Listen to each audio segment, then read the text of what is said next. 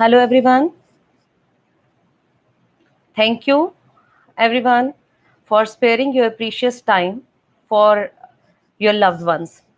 This session is actually custom designed for parents who want their child to be a winner in life and career.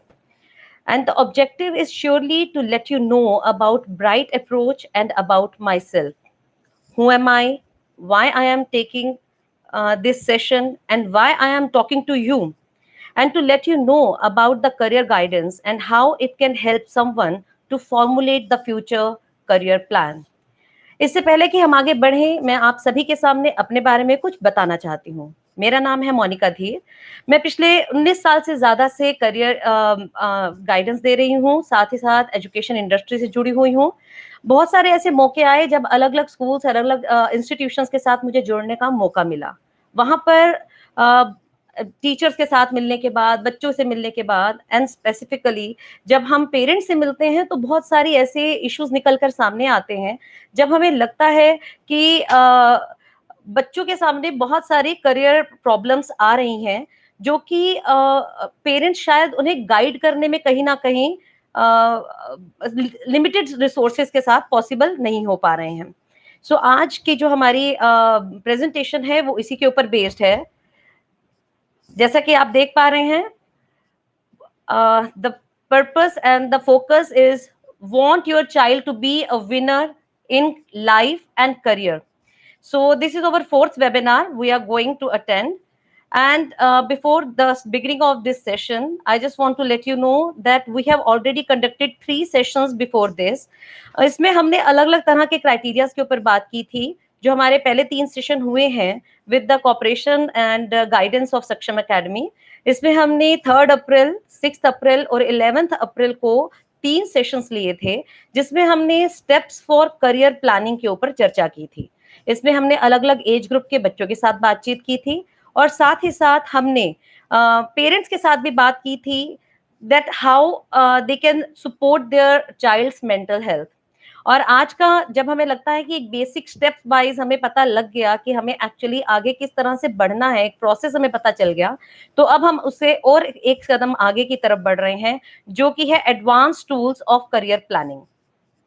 पहले 3 sessions के अंदर हमने जो भी बातचीत की उसके बारे में एक छोटी सी बात, छोटे के अंदर सीमित दायरे के अंदर समय की सीमा को ध्यान में रखते हुए आपको बताना चाह रही हूँ कि हमने जो उस 3 सेशंस के अंदर कवर किया। सबसे पहले हमने बच्चों से बातचीत की और ये पता लगाने की कोशिश की कि जब हम बात करते हैं करियर प्लानिंग की, तो करियर प्लानिंग एक्चुअली जुड़ा हुआ है हमारे पैशन के साथ। आज के अंदर है या हम लोग इससे बहुत ज़्यादा परिचित नहीं हैं कि पैशन को ढूँढने के लिए सबसे पहले हमें अपना इंटरेस्ट पता होना ज़रूरी है। यदि हम बात करते हैं कि हम अपने we can discover our interest, तो हमने बच्चों को बताया कि आपके लिए एक्चुअली इंटरेस्ट है क्या। So your interest are your favourite, अपने फ्रेंड्स के साथ डिस्कस करना पसंद करते हैं, तो वही कहलाते हैं हमारे इंटरेस्ट।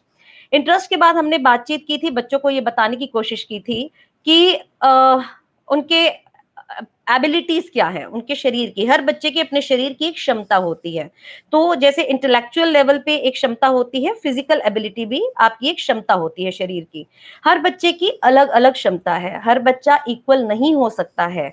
तो ability is an individual current capacity to perform various task in a job. हम कुछ भी काम करते हैं तो वो कहीं ना कहीं हमारी शरीर की एबिलिटी, हमारी मानसिक एबिलिटी के ऊपर निर्भर करती है। तो हमारी इंटेलेक्चुअल एबिलिटी जो होती है वो हमारी सोच, रीजनिंग, प्रॉब्लम सॉल्विंग, इन सब चीजों करती है। और जो फिजिकल एबिलिटीज होती हैं, जब हम अपने शरीर से कोई काम लेते हैं, उसका हमारा स्ट्रेंथ और स्टेमिना से जुड़ी हुई चीजें हैं। तो जब हम बात करते हैं कि हर बच्चे को कंपेयर ना करें, तो वो कहीं ना कहीं जब हमारे शरीर में या हमारे दिमाग में वो एबिलिटी ही नहीं है, तो हम कैसे उस काम को इक्वलेंट टू दैट चाइल्ड कर सकते हैं।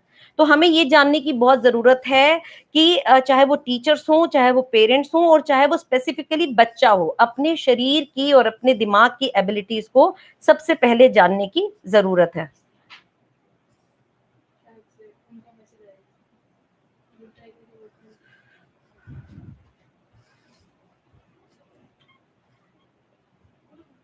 Next is the skill. अब स्किल क्या है? स्किल एंड एबिलिटी आपस में जुड़े हुए हैं। जो स्किल होते हैं वो हमारी एबिलिटी के साथ कैसे जुड़े हुए हैं। यदि हमारे अंदर शरीर में कोई एबिलिटी है, चाहे वो जो जिस चीज को करने में हमारी सक्षमता है, उस चीज के अंदर हमें अपने स्किल को एनहांस करना चाहिए। The abilities we are born with are the foundations upon which skills are developed. तो एक्चुअली होता क्या है कि जो हमारे शरीर की एबिलिटी होती है उससे हमारा जो भी हम स्किल आगे लेना चाहते हैं वो हमारे एबिलिटी के ऊपर निर्भर करता है। यदि हमारे अंदर भागने की क्षमता है, तो उसे कैसे हम फील्ड के अंदर यूज कर सकते हैं। क्या हम क्रिकेटर बन सकते हैं, क्या हम फुटबॉलर बन सकते हैं, या अगर हमारे अंदर कह सकते हैं कि मानसिक रूप से हम लोग बहुत ज्यादा सक्षम है, हमारी एबिलिटी है, तो क्या हम क्रिएटिव बहुत बन सकते हैं, या हमारी रीजनिंग पावर बहुत अच्छी है, तो उसके अंदर हमें स्किल अपने इंक्रीज करने चाहिए, एनहांस करने चाहिए। So that's why ability and skills are interlinked with each other. इनका आपस में बहुत ही गहरा रिलेशनशिप है। ये थे हमारे पिछले 3 जो सेशंस हमने लिए, उसके अंदर हमने क्या क्या फोकस किया, क्या क्या कवर किया। बट नाउ आज हम प्रेजेंट में हैं और आज हमारे बीच में हम बहुत सारे विषय हैं जो उठाने वाले हैं। These are the advance tools of career and parenting. जब भी हम बात करते हैं करियर की, जब हमने बच्चों से बात करी, उनके सामने क्या क्या करियर अपॉर्चुनिटीज हो सकती हैं, उन विषयों के ऊपर बात करी, तो कहीं ना कहीं घूम फिर कर बात आती है कि करियर एक्चुअली होता क्या है, कैसे उसे डिजाइन किया जाता है, करियर को चूज करने का मोटिव एक्चुअली है क्या। तो बीइंग अ करियर काउंसलर, आज मैं आप लोगों के बीच में ये बात रखने के लिए आई, क्योंकि बहुत सारे बच्चों से और पेरेंट्स से बातचीत करने के बाद ये जानने को मिला कि एक्चुअली कॉन्सेप्ट वाइज हम कहीं ना कहीं अभी लैक करते हैं। और क्योंकि ये हमारे लिए भी एक लर्निंग है, क्योंकि मैं अलग अलग तरह के विषयों के साथ, अलग अलग तरह के बच्चों के साथ काम करती रही हूँ, जिसमें हमने एज अ मैनेजर भी मैंने काम किया, एज एन एडमिनिस्ट्रेटिव हेड भी मैं काम किया, एज एन एचएम भी काम किया। तो हर तरह के एस्पेक्ट्स हमारे सामने आए। जहां मैंने 10th क्लास को पढ़ाया, वहां फर्स्ट क्लास को भी पढ़ाया। तो हर क्लास के अपने बच्चों के अलग अलग विषय होते हैं, अलग अलग एबिलिटीज होती हैं, अलग अलग इंटरेस्ट होते हैं, और ये इंटरेस्ट ऐसे होते हैं जो समय के साथ बदलते रहते हैं। तो अल्टीमेटली आज का जो हमारा करियर एंड पेरेंटिंग के ऊपर ये पूरा प्रोसेस जो हम सेशन लेने वाले हैं, ये फोकस है कहीं ना कहीं कि करियर काउंसलर का एक्चुअली क्या रोल होता है, किस तरह से करियर काउंसलिंग जहां पर हम विफल हो जाते हैं, कैसे करियर काउंसलिंग आपको उसमें हेल्प कर सकती है, और कैसे हम अपनी पेरेंटिंग को थोड़ा और बेहतर बनाकर इन विषयों के बारे में और अच्छे से जानकारी इकट्ठी कर सकते हैं। तो हम बात कर रहे हैं आज के विषयों की। What should be our motive to get a good job और pursue a good career? What are the goals and aspects of career choices? What is psychometric test? Goals of career counseling, effects of career planning on working people. यहाँ तक ये विषय रहेंगे हमारे career से जुड़े हुए, और कैसे इन सभी चीजों को एनहांस करने के लिए पेरेंटिंग का रोल रहेगा, ये हम अपने नेक्स्ट सेशन में लेंगे, जो इसी विषय के कंटिन्यूटी के अंदर रहेगा। देन आफ्टरवर्ड्स मैं आपसे एक बात कहना चाहूंगी कि जिस तरह से धीरे धीरे लोग जुड़ रहे हैं, मेरी उनसे एक रिक्वेस्ट है कि क्योंकि जूम पे इस समय कुछ अपडेशन के इश्यूज चल रहे हैं और कुछ सिक्योरिटी रीजंस की वजह से each and everyone is not comfortable to come on Zoom. तो इस वजह से आज का सेशन हमें लेना पड़ रहा है यूट्यूब पे। तो मेरी आप सभी से रिक्वेस्ट है कि जिनकी जो भी क्वेरीज हो, जब हमारा फर्स्ट जो हमारा पार्ट है जो काउंसलिंग से जुड़ा हुआ है, जब वो खत्म होगा, तो उससे जुड़े आपके जो भी विषय हैं, जो भी प्रश्न आप रखना चाहते हैं, वो प्रश्न आप लाइव चैट के अंदर डाल दें। मैं पूरी कोशिश करूंगी आज ही आपको उसका उत्तर देने की, और यदि नहीं हो पाएंगे तो आपके पास पर्सनली कॉन्टैक्ट नंबर है, आप उस पर भी डायरेक्टली बात कर सकते हैं। So have we start. आपके सामने एक पिक्चर है, आप इस पिक्चर से एक्चुअली क्या समझ पा रहे हैं? जैसा कि मैंने आपके सामने बात रखी कि जॉब एंड करियर, ये दो सुनने में तो एक जैसी चीजें लगती हैं, पर इनमें क्या अंतर है? तो मैं आपके सामने एक छोटे से एक विजुअल्स के थ्रू ये अंतर आपके सामने रखना चाहती हूँ लाइफ के अंदर करने का। जैसा कि आप देख पा रहे हैं कि हमारी फर्स्ट इमेज क्या कहती है कि हमारी अपनी वैल्यूज को हम अपनी जॉब के अंदर कहीं ना कहीं, क्योंकि हमें कॉम्प्रोमाइज करना पड़ता है because someone else is leading us, और हम उसके सबॉर्डिनेट होते हैं, और कहीं ना कहीं हमने उसके विषय को आगे बढ़ाना होता है। तो कई बार हम उन एथिक्स और वैल्यूज को नहीं भी बिलीव करते, तो भी हमें उसे एक्सेप्ट करना पड़ता है, फॉलो करना पड़ता है, because for the sake of job. But यही अगर हम बात करें करियर की, तो कहीं ना कहीं हम जब अपने पैशन को फॉलो कर रहे होते हैं, या फिर हम अपने एथिक्स और वैल्यूज के ऊपर स्टैंड करते हैं, तो हमें ग्रो करने के मौके ज्यादा मिलते हैं, बिकॉज वहां पर हमारी नॉलेज वास्ट है, हमें कोई दबा नहीं सकता है। सेकेंड पिक्चर में यदि आप देखेंगे, तो जब हम अपनी जॉब की बात करते हैं, तो यदि हम सुबह जॉब में उठ के जाते हैं, तो most of the time people are like very annoyed कि संडे ही रहना चाहिए, वीकेंड लंबा होना चाहिए, मंडे को they don't want to go to the office. क्यों? क्योंकि शायद वहां जाने से उन्हें खुशी कम मिलती है, और कहीं ना कहीं उनके लिए वो एक माध्यम है कि पैसा कमा के लाना है, बट वहां खुशी नहीं मिल रही है। लेकिन यही हम बात करें अगर करियर की, तो जब भी हम अपने करियर को फॉलो करते हैं, करियर पाथ को फॉलो करते हैं, एक खुशी के साथ हम अपने काम को आगे बढ़ाते हैं, बिकॉज जैसा कि मैंने पहले भी बताया, वहां हमारी वैल्यूज और हमारी एथिक्स जुड़े होते हैं, वहां हमारे पास नॉलेज बहुत ज्यादा होती है, वास्ट होती है, तो उसको फॉलो करने में डेफिनेटली हम बहुत बड़ा बूस्ट ले सकते हैं। जो हमारी थर्ड पिक्चर कह रही है कि एक उड़ान भर सकते हैं आप उसमें, बिकॉज जॉब में you need to follow some rules, जहां पर आपको कोई गाइड करेगा, आप सिर्फ इंस्ट्रक्शंस को फॉलो करते हुए एक रोबोट बन जाएंगे। But in terms of career, वहां पर आपके पास क्योंकि वास्ट नॉलेज है, खुशी है, वहां आप अपनी एथिक्स और वैल्यूज के साथ कॉम्प्रोमाइज नहीं कर रहे हैं, तो वहां पर आप एक ऊंची उड़ान भर सकते हैं। So here is a difference in front of you कि करियर और जॉब में एक्चुअली डिफरेंस क्या है। करियर एक लाइफ टाइम जर्नी है जो कभी खत्म नहीं होती है, जिसमें आप अपने स्किल्स को, जैसा कि मैंने आपको बताया कि स्किल्स आप जब एनहांस करते हैं, जिसमें आपके शरीर में एबिलिटी हो, और सबसे बड़ी बात है जो आपके इंटरेस्ट से निकल के आती है। जब हम अपने इंटरेस्ट को फॉलो करते हुए किसी अपने शरीर की एबिलिटी को साथ में जोड़ते हुए किसी चीज में स्किल्स को एनहांस करते हैं, अपनी नॉलेज को रेज करते हैं, और फिर उसमें आगे बढ़ते हैं, तो डेफिनेटली एक्सपीरियंस उसमें जुड़ता जाता है, और it sums up with a good career. और यहाँ पर डेफिनेटली एक बात बहुत जरूरी है कि जब हम मेंटली स्ट्रेस फ्री होते हैं, खुश होते हैं, तो डेफिनेटली हमें अपने फैमिली, फ्रेंड्स, एजुकेशन, वर्क और सारी जो लेजर एक्टिविटीज जो हम अपने खाली समय में करना चाहते हैं, खुशी के साथ करना चाहते हैं, उसको फॉलो करने का भी बहुत समय मिलता है। इसी के विपरीत यदि हम देखते हैं जॉब, तो जॉब क्या है? जॉब एक्चुअली हमारे को एक टास्क दिए जाने वाली, जो हमें ड्यूटीज दी जाती हैं या रिस्पॉन्सिबिलिटीज दी जाती हैं, बस उसे पूरा करने को, एक असाइनमेंट को जॉब कहा जाता है। तो यहाँ एक बेसिक डिफरेंस को समझने की जरूरत है। जब हम नापते हैं दो चीजों को, तो जहाँ एक खुशी है, परिवार है, और जहाँ हमारी पसंद नापसंद, हमारी वैल्यूज और एथिक्स को हम जोड़ के चल रहे हैं, तो डेफिनेटली उसका पलड़ा भारी है। So that's why we need to follow our career, we need to follow our passion.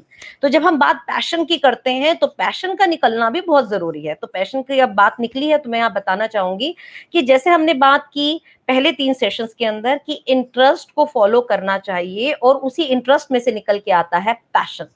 Passion actually कैसे रिकॉग्नाइज किया जाता है? पैशन को रिकॉग्नाइज करने के बहुत सारे तरीके हैं, वो मैं आपको इससे आने वाले स्लाइड्स के अंदर बताने की कोशिश करूंगी। बट इससे पहले हम जानने की कोशिश करते हैं कि जब एक इंसान करियर डेवलपमेंट पे आता है, तो करियर डेवलपमेंट एक्चुअली होता क्या है। कि करियर, तो आपको पता लगा कि करियर को फॉलो करना बहुत अच्छी बात है, और जॉब को अगर हम फॉलो करते हैं, तो कहीं ना कहीं हम एक बंधुआ मजदूर की तरह फीलिंग करते हैं, असाइनमेंट बेस्ड टास्क करना पसंद करते हैं, दैट्स इट। नहीं, तो यदि सिर्फ इतना ही नहीं आप करना चाहते हैं, करियर को फॉलो करना चाहते हैं, तो you need a career planning for that, a career development plan for that. तो जैसा कि आप अपनी स्लाइड में सामने देख पा रहे हैं कि 4 भागों में हमारा करियर डेवलपमेंट प्लान बटा हुआ है। सबसे पहली बात है नो योरसेल्फ। नो योरसेल्फ के अंदर अपनी वैल्यूज, अपने इंटरेस्ट, अपनी स्ट्रेंथ और अपने एम्बिशंस के साथ ट्रेड्स को जानना जरूरी है। जब आपने जान लिया, सभी चीजों को कोलैबोरेट कर लिया, आप पहचान चुके हैं कि मैं एक्चुअली इंटरनली क्या हूँ, क्या मेरी एबिलिटीज हैं, क्या मेरी किस चीज को करने में मैं सक्षम हूँ, किसको करने में मुझे खुशी मिलती है। तो ये जानने के बाद आपका नेक्स्ट हिस्सा आता है एक्सप्लोर ऑप्शंस। अब मुझे पता है कि मुझे भागना आता है, तो अब उसके बाद मुझे ऑप्शंस क्या क्या है मेरे सामने। तो इस समय आपको स्किल्स की बात आएगी, डिग्रीज की बात आएगी, तो किस तरह से हमें उसे फॉलो करना है।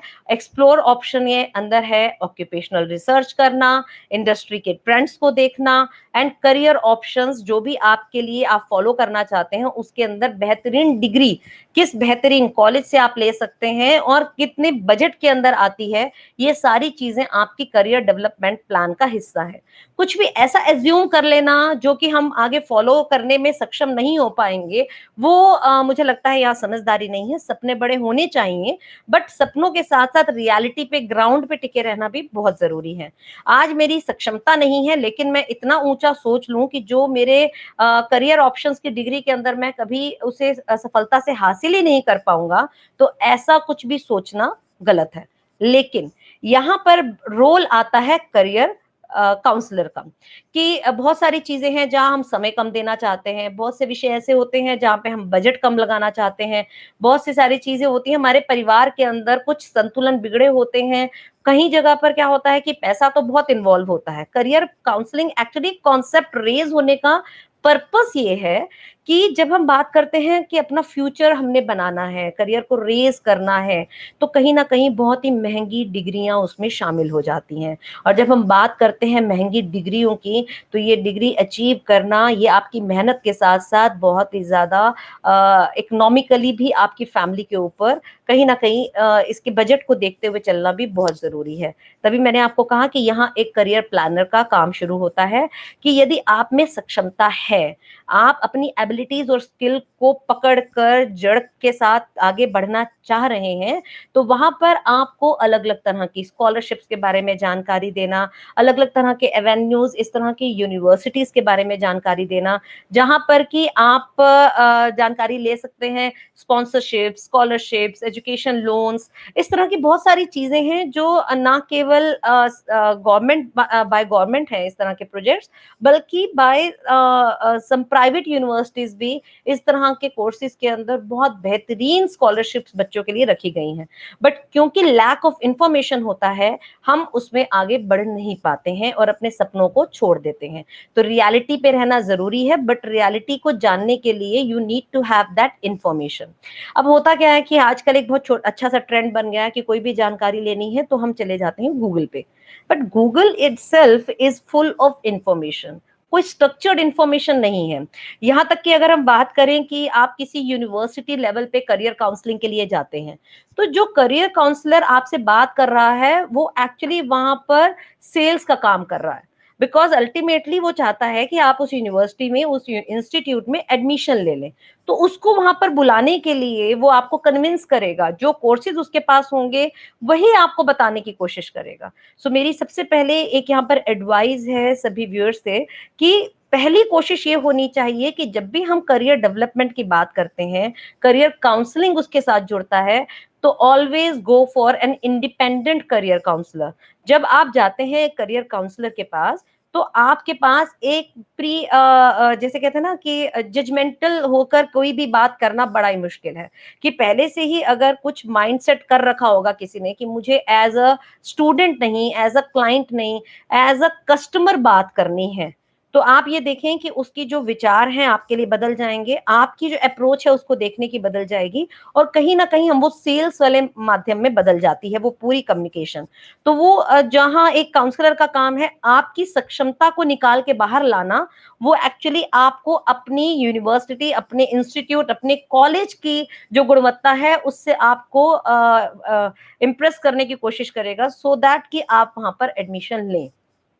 ये सवाल सिर्फ एक या दो यूनिवर्सिटीज के साथ नहीं है, ऑल द यूनिवर्सिटीज और colleges in this particular field they are doing this. और ये एक्चुअली मैं इसे गलत भी नहीं मानती। अगर आपको कोई इंस्टीट्यूट रन करना है, you need to have a good advertisement plan for that, marketing plan for that. लेकिन ये हमारी सोच के ऊपर है कि क्या हमें करियर काउंसलिंग उनसे करवानी चाहिए। यहाँ आकर एक फुल स्टॉप लगाना चाहिए और जस्ट ब्रीथ, टेक ब्रीथ और अपने आप को थोड़ा सा काम डाउन करें और देन सोचें कि क्या मेरे लिए ये राइट पाथ है, क्या मुझे इसी काउंसलिंग सेशन से कुछ फायदा होने वाला है या नहीं। सो जब आपने अपने आप को जान लिया, आपने अपनी ऑप्शंस को जान लिया, तो उसके बाद आता है उसके ऊपर फोकस करना और उसके ऊपर एक्शन लेना। ये दो क्राइटेरिया के अंदर आपके हाथ में है, आप उसे आगे कैसे बढ़ाते हैं, इसमें आपकी कितनी विलिंगनेस है टू परस्यू दैट कोर्स, क्या आपके फैमिली का कितना सपोर्ट है, आपने क्या गोल सेट किया है, क्या आप डिसीजन ले पा रहे हैं कि नहीं ले पा रहे हैं, क्या आपने कोई एक्शन प्लान बनाया कि नहीं। ये सारी चीजें होने के बाद नेक्स्ट जो हमारा आता है एक्शन लेना, जिसमें आपको जॉब सर्च करना है, एक्सपीरियंस लेना है, देन एम्प्लॉयर के साथ कनेक्ट करना है आपको। These are the task you have to do it because you have to take the action regarding the same. So यहाँ पर पूरी बात जब करियर काउंसलर की हो रही है तो ये जानना बहुत जरूरी है कि एक्चुअली करियर काउंसलर होता क्या है। हमारे मन में बहुत से विचार आते हैं जब हम काउंसलर शब्द सुनते हैं। मुझे कई बार बड़ी हैरानी होती है जब पेरेंट्स बहुत अलग अलग विषय लेकर सामने आते हैं, बच्चे की स्लीपिंग हैबिट्स को लेकर या राइटिंग हैबिट्स को लेकर। देखिए, करियर काउंसलर का काम या फिर किसी भी काउंसलर का काम से अलग होता है। मैं ये नहीं कह रही हूँ कि करियर काउंसलर इसमें आपको हेल्प नहीं कर सकते हैं, हेल्प कर सकते हैं because they use to deal with many students and parents and teachers. तो उनके पास इतना ज्यादा डेटा बैंक होता है कहीं ना कहीं ड्राइव में कि वो आपको इस विषय के बारे में जानकारी दे सकते हैं, सजेशंस दे सकते हैं। लेकिन आपको जो एक उस बच्चे की प्रॉपर नीड है वो उस पर्टिकुलर स्पेशल एजुकेटर या काउंसलर या साइकेट्रिस्ट के पास ही पूरी हो सकती है।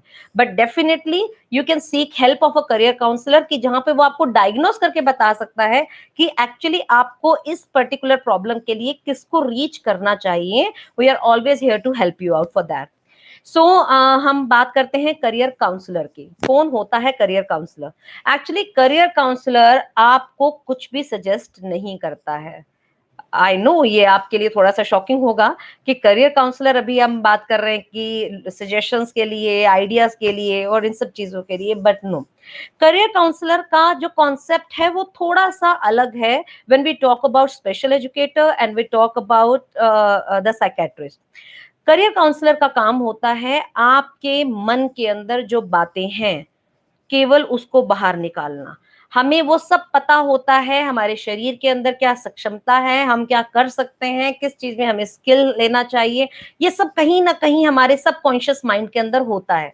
बट प्रॉब्लम कहाँ है, हम उसे चैनलाइज नहीं कर पाते हैं। वो इतना डिस्ट्रक्टिव तरीके से फैला होता है कि उसे कहीं ना कहीं एक तरह से कह सकते हैं कि सही तरीके से लगाने की जरूरत है। एक ऐसी कड़ी है, एक ऐसी माला है जिसे ढंग से पिरोने की जरूरत है, बस। तो वहां पर करियर काउंसलर आपकी हेल्प करते हैं, वो आपकी बातों को सुनते हैं। यदि आप नोटिस करेंगे तो यहाँ मैंने दो शब्दों पे बहुत एम्फेसिस किया है, एम्पथी एंड नॉन जजमेंटल।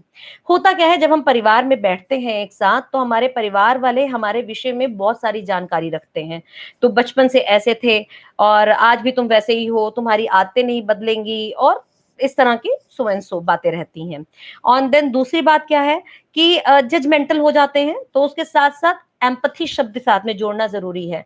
देखिए, जब मेरे पैर में वो जूता बहुत ज्यादा पेन कर रहा है तो जब तक मैं उस जूते को अपने पैर में नहीं डालूंगा मुझे वो दर्द का एहसास नहीं होगा। तो यहाँ आती है हमारी एम्पथी। तो करियर काउंसलर में यदि आप देखेंगे, जहां तक मेरी जानकारी है, 99% of the career counsellor, even मैं तो कहूंगी स्पेशल एजुकेटर और साइकेट्रिस्ट भी, कहीं ना कहीं अपने जीवन से कुछ उन्होंने ऐसा अनुभव किया होता है जिसकी वजह से वो इस फील्ड में आते हैं। जैसा कि मैं यहाँ अपनी ही बात करूं कि मुझे अपने जीवन में हमेशा लगा कि ये काउंसलिंग यदि सही समय पर बच्चे को मिलती तो शायद हर वो बच्चा, शायद मेरे जैसा बच्चा भी, वो आज की डेट में कुछ और ऐसा कंस्ट्रक्टिव कर रहा होता जो आज हम शुरू कर रहे हैं, जो आज हमें करियर गाइडेंस मिली और उसके बाद हमने अपने आप को समझा पूरी तरह से, अपनी स्किल्स को जाना, अपनी एबिलिटीज को जाना, और आज हम आपके बीच में मैं हूँ। तो होता क्या है कि हमारे परिवार वाले, हमारे फ्रेंड्स हमें बचपन से जानते हैं। लेकिन वो एक माइंडसेट होता है किसी के विषय में यदि बन जाता है, तो वो कहते हैं first impression is last impression. ये प्रॉब्लम बहुत आती है परिवारों में या फ्रेंड सर्कल में। आज यदि हम शरारती हैं तो हमारा एक लाइफ टाइम टैग लग गया, जी ये तो बच्चा शरारती है। यदि इंटेलिजेंट है तो ये तो इंटेलिजेंट है। तो ये जो एक कुछ शब्द है मूलतः, ये हमारे साथ जुड़ जाते हैं, चिपक जाते हैं हमारे जीवन के साथ। तो ये हमारे जजमेंटल होने की निशानी है। तो जो एक करियर काउंसलर होता है, मैं आपको बल्कि ये भी कहूंगी कि एक करियर काउंसलर को कभी भी ऐसे किसी व्यक्ति की काउंसलिंग नहीं करनी चाहिए जिसके बारे में पहले से ही उसके माइंड में कुछ जजमेंट हो। हमेशा उस विषय के अंदर ही अपनी जानकारी शेयर करें जब आप सामने वाले से, इवन तो यदि आप मुझसे बातचीत करें, तो यदि मेरे माइंड में आपको लेकर कोई पहले से ही नोशन है, कोई माइंडसेट है, तो शायद मैं आपको सही सलाह नहीं दे पाऊंगी। क्यों? क्योंकि जैसा कि मैंने आपको बताया कि काउंसलर का काम है आपकी बात को सुनना विदाउट बीइंग जजमेंटल। तीसरा मोटिव इसका आते हैं, करियर काउंसलर का क्या रहता है? They identify your needs, potentials and limitations. तो जैसा कि हमने आपको बताया कि परिवार में तो ये चीजें आपस में जुड़ जाती हैं कि आपका पोटेंशियल यदि वो नहीं है, बचपन में आपने यदि नहीं किया, तो परिवार में कोई कभी नहीं मानेगा कि आप ऐसा कर सकते हैं। जबकि ये एक बात समझने की है कि हर एज के साथ आपके इंटरेस्ट, आपके पैशन और आपके एबिलिटी के अंदर चेंजेस आते हैं। जो शरीर हमारा बचपन में 5 साल तक होता है, क्या वही 12 साल तक होता है? क्या वही 16 साल तक होता है? लेकिन जब वो एक बच्चे को आदत हो जाती है ना कि वो गिर जाता है, माता-पिता थोड़ा डरने लग जाते हैं, थोड़ा ज़्यादा समय उसको बोलने में तकलीफ रही, तो उसके बाद एक माइंडसेट बन जाता है कि नहीं, इसके अंदर ये एबिलिटी नहीं है। करियर काउंसलर क्योंकि आपको पहले से नहीं जानता है, तो वो आपको एक प्री कंसीव्ड नोशन के साथ नहीं मिलेगा और आपकी जो भी नीड्स है, आपके अपने आप से आपकी ज़रूरत आपको लगती है कि मैं ये कर सकता हूँ, आपके शरीर का जो पोटेंशियल है, आपके दिमाग का जो पोटेंशियल है और जो लिमिटेशंस है, उन सबको आइडेंटिफाई करने में आपकी हेल्प करता है। नेक्स्ट पॉइंट पे आते हैं, they do gather information from your feelings, behaviour and thoughts. जैसा कि मैंने आपको बताया कि यदि हम प्री कंसीव्ड नोशन के साथ बात नहीं कर रहे हैं, तो हम आपके बिहेवियर से, आप जो बात कह रहे हैं, आपकी फीलिंग से, आपके थॉट प्रोसेस से आपको समझने की पूरी कोशिश करेंगे and they will guide you and help you in self realisation. Self realisation की एक बहुत ही बड़ी शब्द है ये। यदि इवन को पता लग जाए किसी व्यक्ति को कि मेरे मन में एक्चुअली क्या है, मेरे शरीर की एबिलिटी क्या है, क्या मैं अपने आप से चाहता हूँ, ये सब चीजें होती हैं सेल्फ रियलाइजेशन। और जिस दिन ये पूरी हो जाती हैं, उस दिन आपको पता लग जाता है कि मेरा पर्पस क्या है लाइफ में और मेरा पैशन क्या है। And last but not the least, if we don't get the complete idea, being a career counsellor, यदि हमें लगता है कि अब अभी भी हम आपके बिहेवियर से, क्योंकि कुछ बच्चे होते हैं इतने इंट्रोवर्ट होते हैं, वो खुल के नहीं बात करते हैं, या फिर ऐसी बात होती है कि पेरेंट्स के दबाव में वो सही बात नहीं कह पा रहे हैं, तो उसके लिए हमारे पास अगर वर्बल कम्युनिकेशन से या नॉन वर्बल कम्युनिकेशन से हम आपको नहीं जान पाए हैं, तो यहाँ पर हम हेल्प लेते हैं साइकोमेट्रिक असेसमेंट की। अब साइकोमेट्रिक असेसमेंट अपने आप में कुछ लोग इससे परिचित हो सकते हैं, शायद किसी को ना भी पता हो। आगे आने वाली स्लाइड्स में मैं आपके साथ इस विषय के ऊपर बातचीत करूंगी। तो साइकोमेट्रिक असेसमेंट एक्चुअली क्या होता है? साइकोमेट्रिक असेसमेंट होता है आपको सेल्फ हेल्प और सेल्फ अवेयरनेस करवाने के लिए, कि यदि अगर हम देखें कि ऐसा कोई थोपने वाली चीज नहीं होती है आपके ऊपर, कोई मैंडेटेड चीज नहीं है कि आपको करना ही है। जब भी आप साइकोमेट्रिक टेस्ट देने लगें, तो आप जस्ट मेक श्योर करें कि आप उस स्टेट ऑफ माइंड में हो, आप विलिंगनेस के साथ वो टेस्ट दें, आप मेंटली और फिजिकली रेडी होने चाहिए कि yes I want to identify myself, और मुझे जानना है कि एक्चुअली मैं कौन हूँ, क्या कर रहा हूँ। तो इस विषय के अंदर यदि साइकोमेट्रिक टेस्ट के पास एक बहुत ही साइंटिफिक तरीका होता है टू इवैल्यूएट यू, जैसा कि पहले इवैल्यूएट करने की कोशिश एक काउंसलर करता है, तो ये आपको री इवैल्यूएट करता है। हर बच्चे को साइकोमेट्रिक टेस्ट की जरूरत होती है? नहीं, ऐसा नहीं है। ये केवल उन बच्चों के लिए है जब आप कुछ डिसीजन मेकिंग के अंदर काउंसलिंग सेशन के बाद भी कंफ्यूजन में रहते हैं। So there are many platforms जहां पर आप जाकर साइकोमेट्रिक असेसमेंट करा सकते हैं। हम भी बहुत अच्छे अच्छे साइकोमेट्रिक असेसमेंट के ऊपर बिलीव करते हैं, क्योंकि बहुत ही साइंटिफिक तरीका है टू नो। लिमिटेशंस होता है, ये आपको लिमिट नहीं करता है किसी भी चीज के लिए, ये आपको राइट करियर पाथवे की तरफ लेके जाता है। आपकी एबिलिटीज को, आपके इंटरेस्ट को बेहतर तरीके से कैसे आप इनकॉर्पोरेट कर सकते हैं इन योर करियर, ये आपको पूरी तरह से गाइड करता है। So the next step is career counselling का एक्चुअली जो काउंसलर होता है उसका पर्पस क्या है? क्या सिर्फ उसका पर्पस ये है कि आपकी एबिलिटीज को जानना और आपको बता देना? नहीं। करियर काउंसलर एक्चुअली दो तरह से काम करते हैं। आपके लिए करियर का सिलेक्शन करना और साथ ही साथ आपके कॉलेज की प्लानिंग करना। जैसा कि मैंने आपको बताया कि बहुत से कॉलेजेस के अंदर अलग-अलग तरह की एजुकेशनल स्कीम्स होती हैं बच्चों की। यदि हमने भांप लिया कि आपके अंदर किस तरह काम खत्म हो जाएगा? नहीं। आपको आगे पहुंचाना, उस चीज के सिलेक्शन के बाद आपको किस कॉलेज को फॉलो करना चाहिए, किस फील्ड में निकलना चाहिए, ये एक्सप्लोर करने का जो पूरा काम होता है और एक ऐसा सिस्टमैटिक तरीका जहां आपको जैसे स्ट्रक्चर्ड गाइडेंस मिल सके। जैसे कि मैंने आपको बताया, आप गूगल पे जाते हैं तो गूगल पे यूजुअली क्या होता है कि हम पर्टिकुलर किसी यूनिवर्सिटी के बारे में या उसका जो वेबसाइट होता है उससे पूरी इंफॉर्मेशन ले लेते हैं, कंपैरिजन नहीं हो पाता है। जब तक हमारे पास एक ऐसा सिस्टमैटिक स्ट्रक्चर नहीं होगा जहाँ पे आपके पास 10 तरह के कॉलेजेस के बारे में जानकारी हो, कहाँ पे बेहतर आपके कम्यूट करने में ईज़ी रहता है कि नहीं, बिकॉज़ सिर्फ करियर को सिलेक्शन कर लेना is not the full stop. यहाँ से तो जर्नी स्टार्ट होती है। तो जर्नी स्टार्ट हो रही है तो उसके विषय में मैं बार-बार एक एग्ज़ाम्पल देती हूँ जब मैं बच्चों से बात करती हूँ कि आपको यदि एक डेस्टिनेशन है कि दिल्ली से मुझे अमेरिका जाना है, तो क्या केवल और केवल सोच के माध्यम से आप वहाँ जा पाएँगे?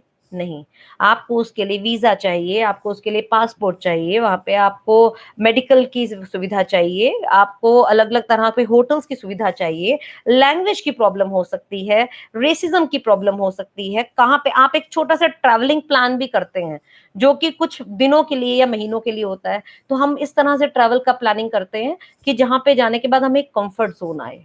जहाँ का माहौल, जहाँ के लोग हमें वेलकम फ़ील करना करवाएँ।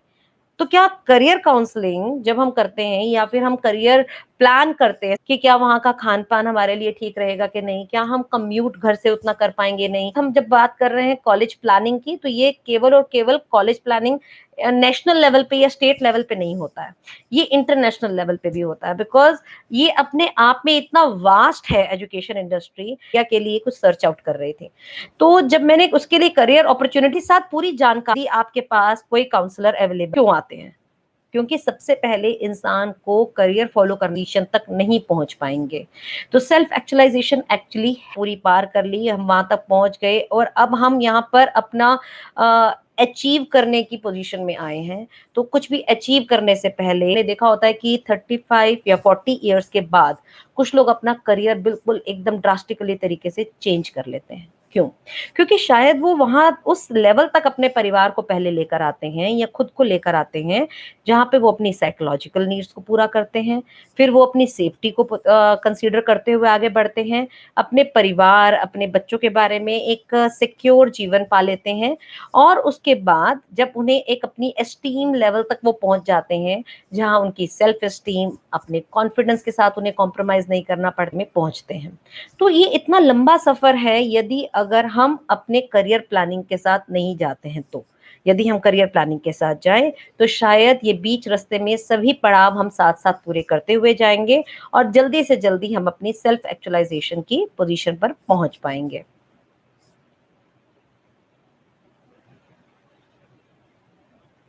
सो यहाँ पर हमारा करियर से जुड़े हुए कॉन्सेप्ट को हम यहाँ पे वाइंड अप करते हैं। करियर काउंसलिंग क्यों ज़रूरी है? क्यों हमें करियर के बारे में फ़ोकस्ड होना चाहिए? क्या करियर काउंसलिंग करने के बाद हमारे आगे के मोटिवेशंस को हम पूरा कर सकते हैं कि नहीं कर सकते हैं? जैसे कि मैं आप इंटरेस्ट रखना चाहूँगी कि एक्चुअली जो काउंसलिंग जब हम करते हैं, तो उसके अंदर क्या-क्या चीज़ें हैं जो आगे बढ़ने में हमें पूरी मदद करती हैं।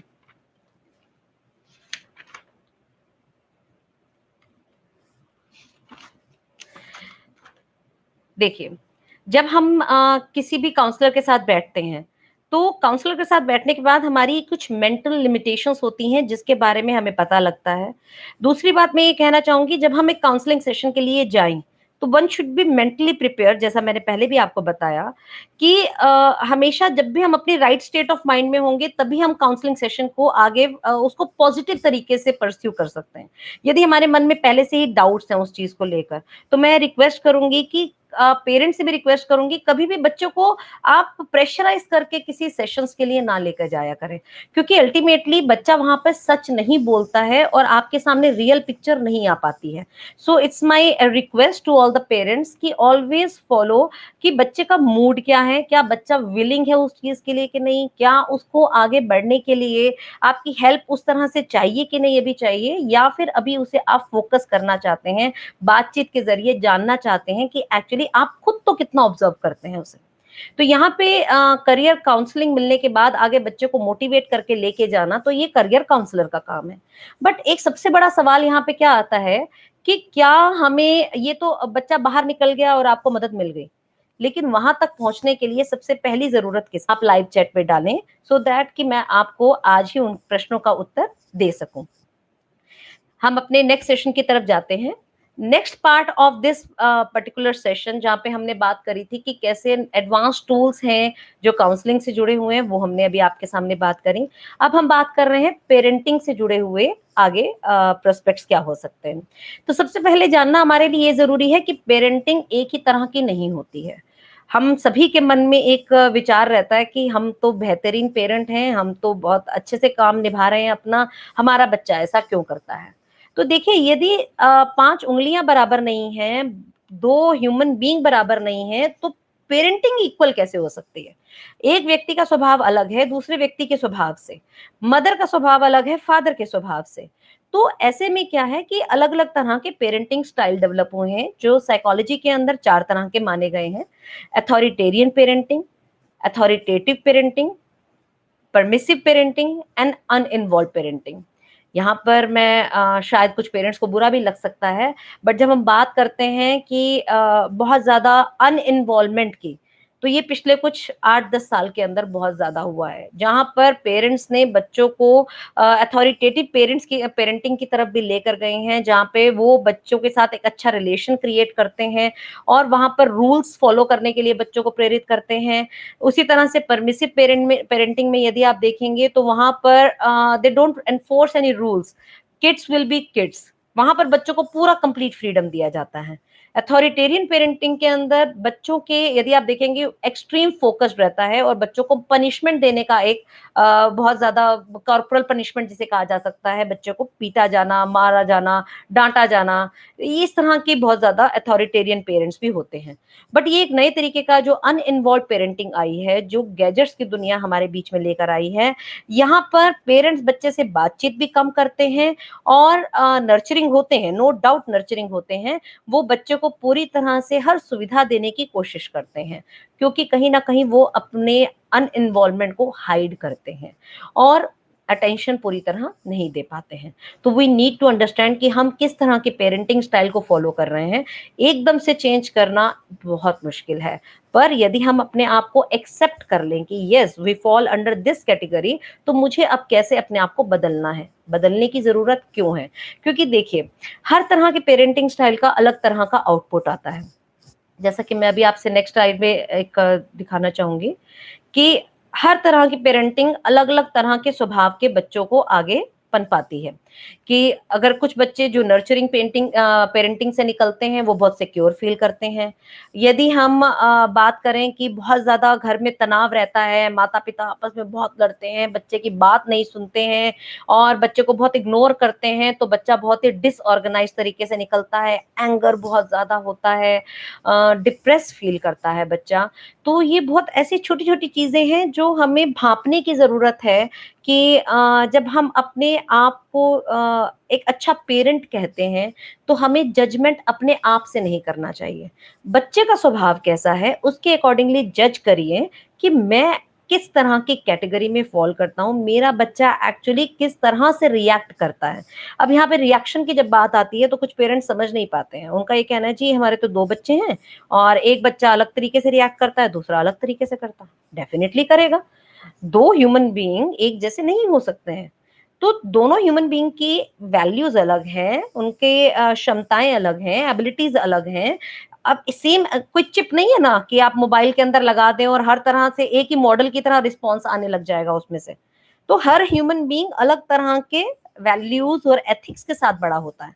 हर बच्चे को अलग तरह का माहौल मिलता है। हम बीइंग अ पेरेंट भी यदि बात करें तो हम हर एक बच्चे को एक ही तरह से कोई हम भी कंप्यूटराइज्ड चिप से बने हुए नहीं हैं कि हम एक ही तरह का पेरेंटिंग स्टाइल हर बच्चे के ऊपर एप्लीकेबल कर दें, नहीं हो पाता है। तो डेफिनेटली जब वो नहीं हो पाता है तो हर बच्चा एक जैसा नहीं है। यदि बच्चा एक जैसा नहीं है तो बच्चे को कंपेयर करने का जो एक हम पाप करते हैं, अन्याय करते हैं कि वो आपकी क्लास में ऐसा बच्चा है, वो इतना ज़्यादा आगे निकल जाता है। येस, क्वेश्चन करना आपके लिए बहुत ज़रूरी है कि आप जानने की कोशिश करें कि कहाँ हम गलती कर रहे हैं, वो विदाउट क्वेश्चनिंग आप नहीं जान पाएँगे। तो जब आप बच्चे के स्वभाव में ये सारी चीज़ें देखें, तो जस्ट मेक श्योर कि आप बच्चे से क्वेश्चन करें, कहाँ आपको गड़बड़ लग रही है, आप बच्चे को उसी टाइम ही क्वेश्चन करके रेज़ करें, उसके सामने अपने माइंड के अंदर जो भी क्वेरीज़ आ रही हैं, वो बच्चा आपको बताएगा और then try to figure out the things. क्योंकि पेरेंटिंग स्टाइल कोई-सा भी हो, कोई भी माता-पिता अपने बच्चे से कनेक्शन नहीं खोता है। तो ये एक कनेक्शन जो होता है, ये क्वेश्चन आंसर की कड़ी को जोड़े रखने के लिए बहुत ज़रूरी है। अब हम बात करते हैं जैसा कि मैंने आपको बताया कि हर बच्चे के अपने अलग तरह के बिलीफ्स होती हैं, वैल्यूज़ होते हैं, लेकिन हम क्या देखते हैं? हम देखते हैं बच्चे का एटीट्यूड। यदि बच्चा रो रहा है, तो हम ये देखेंगे ये तो रोता रहता है। वो क्यों रो रहा है? हम उसके कारण को जानने की कोशिश कम करते हैं। यदि होमवर्क नहीं कर रहा है, तो हम ये एटीट्यूड का एक प्रश्न बना लेते हैं कि आपके अंदर आप ऑर्डर में नहीं चलते हैं, आप चीज़ों को ऑर्गनाइज़ नहीं रखते हैं, लेकिन ऐसा वो क्यों कर रहा है? अल्टीमेटली ये सारी चीज़ें हमारे इनर वैल्यू सिस्टम से जुड़ी हुई हैं, जो हमारी बिलीफ को पैदा करती हैं और अल्टीमेटली अगर हम एक छोटा-सा एग्ज़ाम्पल लें कि यदि कुछ बच्चों में आदत होती है, कुछ अपने स्कूल में चीज़ें लेकर आते हैं, टीचर्स बहुत वरीड होती हैं कई बार कि मैम आज तो बच्चा स्कूल में मोबाइल ले आया, आज वो इतने महँगे पेन लेकर आया है। ये शो ऑफ करना, ये एटीट्यूड कहाँ से आता है बच्चे के अंदर? आपको क्या लगता है ये पीयर प्रेशर से आता होगा केवल? नहीं। यदि हम बात करें एज़ अ ह्यूमन बीइंग तो जो बच्चा होता है वो 50% ऑफ द टाइम पेरेंट्स से ही अपने जेनेटिक्स लेकर पैदा होता है। बाकी का 50% में से आप कहें 25% उसे एक्सटर्नल एनवायरनमेंट से मिलता है और 25% उसे इंटरनल एनवायरनमेंट से मिलता है। बट वो जो 50% का पूरा एक सर्कल हम पूरा कर रहे हैं बीइंग अ पेरेंट, जहाँ पे बच्चा हमें फॉलो कर रहा है, जहाँ पे बच्चा हमें ऑब्जर्व कर रहा है। मैं बार-बार ये बात कहूँगी ऑब्जर्व कर रहा है, हमारा एटीट्यूड कैसा है, हम परिवार में कैसे रहते हैं, क्या हम तो अपने फ्रेंड सर्कल में शो ऑफ नहीं करते हैं, जिसको देख के बच्चे को वो चीज़ एक बड़ी वैल्यूएबल चीज़ लगती है। जहाँ पे बच्चा एक बिलीव कर लेता है कि yes this must be a right way to present your things, this must be a right way to project your family's assets. तो शायद जब हम किसी चीज को ग्लोरीफाई करके दिखाते हैं तो डेफिनेटली हम अपने बच्चे को कहीं ना कहीं back of the mind unconscious तरीके से वो उसके माइंड में डाल रहे हैं। तो वो धीरे धीरे धीरे क्या बन जाता है, उसका एटीट्यूड बन जाता है। तो जो एक्चुअली वो एटीट्यूड है जो कि सबसे ज्यादा दिखता है करने की कोशिश करते हैं। लेकिन बच्चों के मन में बहुत सारे बिलीफ्स और वही हैं। सिस्टम की, बच्चे की बिलीफ की, तो यहाँ पर एक जानने की ज़रूरत है कि हमने जैसे बात करी कि बच्चे अलग-अलग तरीके से हैं, कोई कंप्यूटराइज़्ड चिप की तरह नहीं चल रहा है।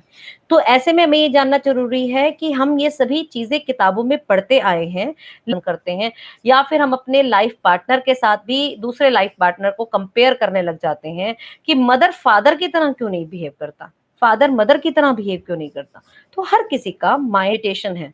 अब किसी बच्चे का ए स्ट्रॉन्ग है और आप उसे कह रहे हैं कि नहीं आप अपना सी स्ट्रॉन्ग करो, तो क्या होगा अल्टीमेटली वो जो सर्किट आउट हो जाएगा वो कहीं ना कहीं बच्चा डिप्रेशन की तरफ हो जाएगा है, क्योंकि बच्चे अपनी क्षमता से बाहर की चीज करने लग जाते हैं। ऐसा नहीं है कि एक क्रिएटिव इंसान का मैथमेटिक्स अच्छा नहीं हो सकता, it depends on the brain structure of your child. ये हर ह्यूमन बीइंग अपने अलग तरीके से ही उसको आगे से प्रोजेक्ट करेगा। बट ये जो हम पढ़ते आए हैं उसे समझने की और अपने जीवन में उतारने की बहुत जरूरत है कि यस मे बी हो सकता है मेरा बच्चा लॉजिकल रीजनिंग्स में अच्छा नहीं है बट क्रिएटिव है।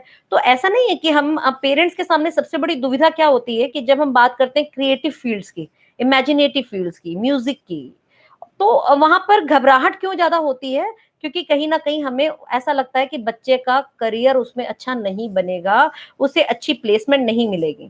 तो यहाँ आकर आपका रोल शुरू होता है करियर काउंसलर का। यहाँ हम आपको बताते हैं कि बच्चे की एबिलिटी क्या है, और यदि आप भी नहीं जान पाए, हम भी नहीं जान पाए, और साइकोमेट्रिक टेस्ट ने यदि मदद की, तो definitely with the help of the information we have, हम पूरी की पूरी सपोर्ट करते हैं उस बच्चे को उस डेस्टिनेशन तक पहुंचाने के लिए, कि आपके लिए कौन सा डेस्टिनेशन सही है, कौन सा करियर पाथ सही है, कहाँ आपको पहुंचना चाहिए। सो आज के इस दौर में मुझे लगता है पेरेंट्स को ज्यादा वरिड होने की जरूरत नहीं है, क्योंकि पहले क्या था, हमारे पास उतनी इंफॉर्मेशन गैदर करने के तरीके नहीं होते थे। तो मे बी जब इंफॉर्मेशन नहीं होती थी, तो पेरेंट्स बहुत ज्यादा क्रिएटिव तरीके से बच्चे को आगे बढ़ने में थोड़ा हिचकते थे। बट आज हमने देखा है कि जिस तरह के एकेडमीज खुली हैं, जिस तरह के पैटर्न सामने आने लगे हैं, बच्चे अलग अलग फील्ड्स के अंदर, क्रिएटिव फील्ड्स के अंदर बहुत अच्छे से अपने आप को प्रोजेक्ट कर पा रहे हैं। तो जस्ट एक राइट पाथ दिखाने की जरूरत होती है, और उसके बाद बच्चा अपने आप मिरेकल्स की तरफ जाता है। सो एक यहाँ पर हम बात जरूर करना चाहेंगे कि जब हम बात कर रहे हैं कि लेफ्ट ब्रेन राइट ब्रेन, हमने बात करी, तो हमने कई बार नोटिस किया होगा कि जब बच्चा कुछ अच्छा हमारे सामने घर में प्रोजेक्ट करके दिखा, घर में कोई गेस्ट आ जाए तो उसके सामने बेटा परफॉर्म करके दिखाओ, बेटा पोएम बोल के दिखाओ, तो अल्टीमेटली बच्चा आपकी खुशी के लिए तो कर देगा, but back of the mind वो कहीं ना कहीं डिप्रेस होता है। क्यों?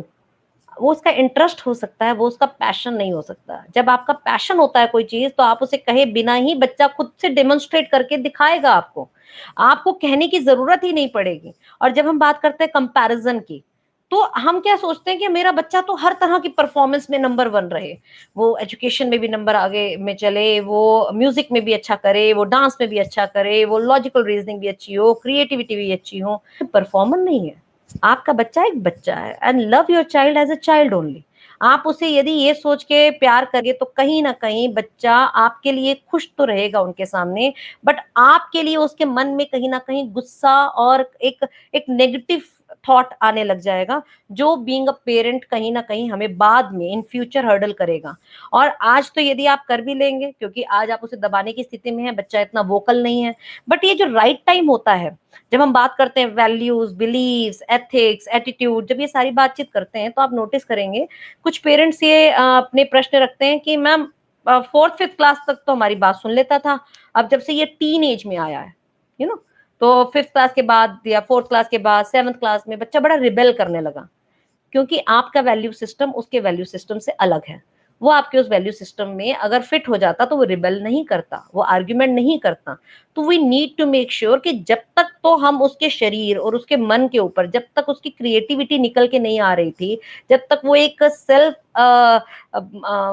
नॉलेज में नहीं आ रहा था कि वो जान पाए कि वो खुद में क्या है, तब तक तो हमने उसे दबा लिया। बट एट प्रेजेंट क्या पोजीशन है? प्रेजेंटली ये पोजीशन है कि बच्चा अब अपनी बात को कम्युनिकेट कर पाता है, अपने भावों को एक्सप्रेस कर पाता है, और हमें वो चीज अचानक से बहुत बुरी लगने लग जाती है।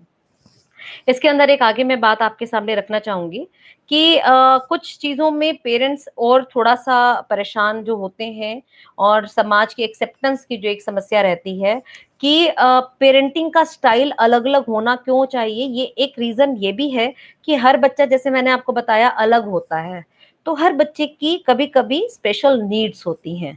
जब स्पेशल नीड्स होती हैं, तो उसे स्पेशल एजुकेटर की जरूरत होती है। तो कई बार टीचर स्कूल में बहुत फेड अप हो जाती हैं कि क्लास में बस यही नहीं काम करता, बस यही नहीं काम करता।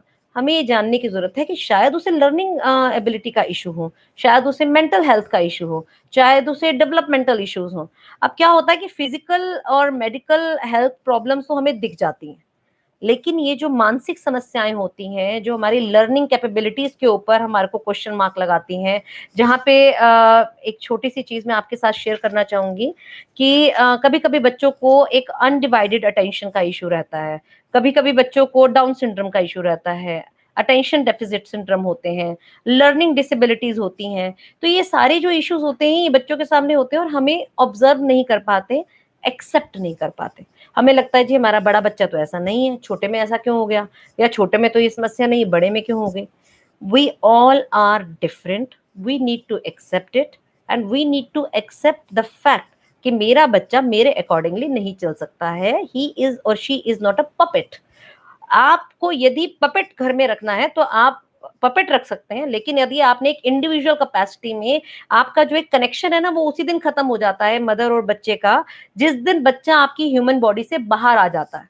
तो जब तक वो आपके अंदर था तब तक वो आपका था।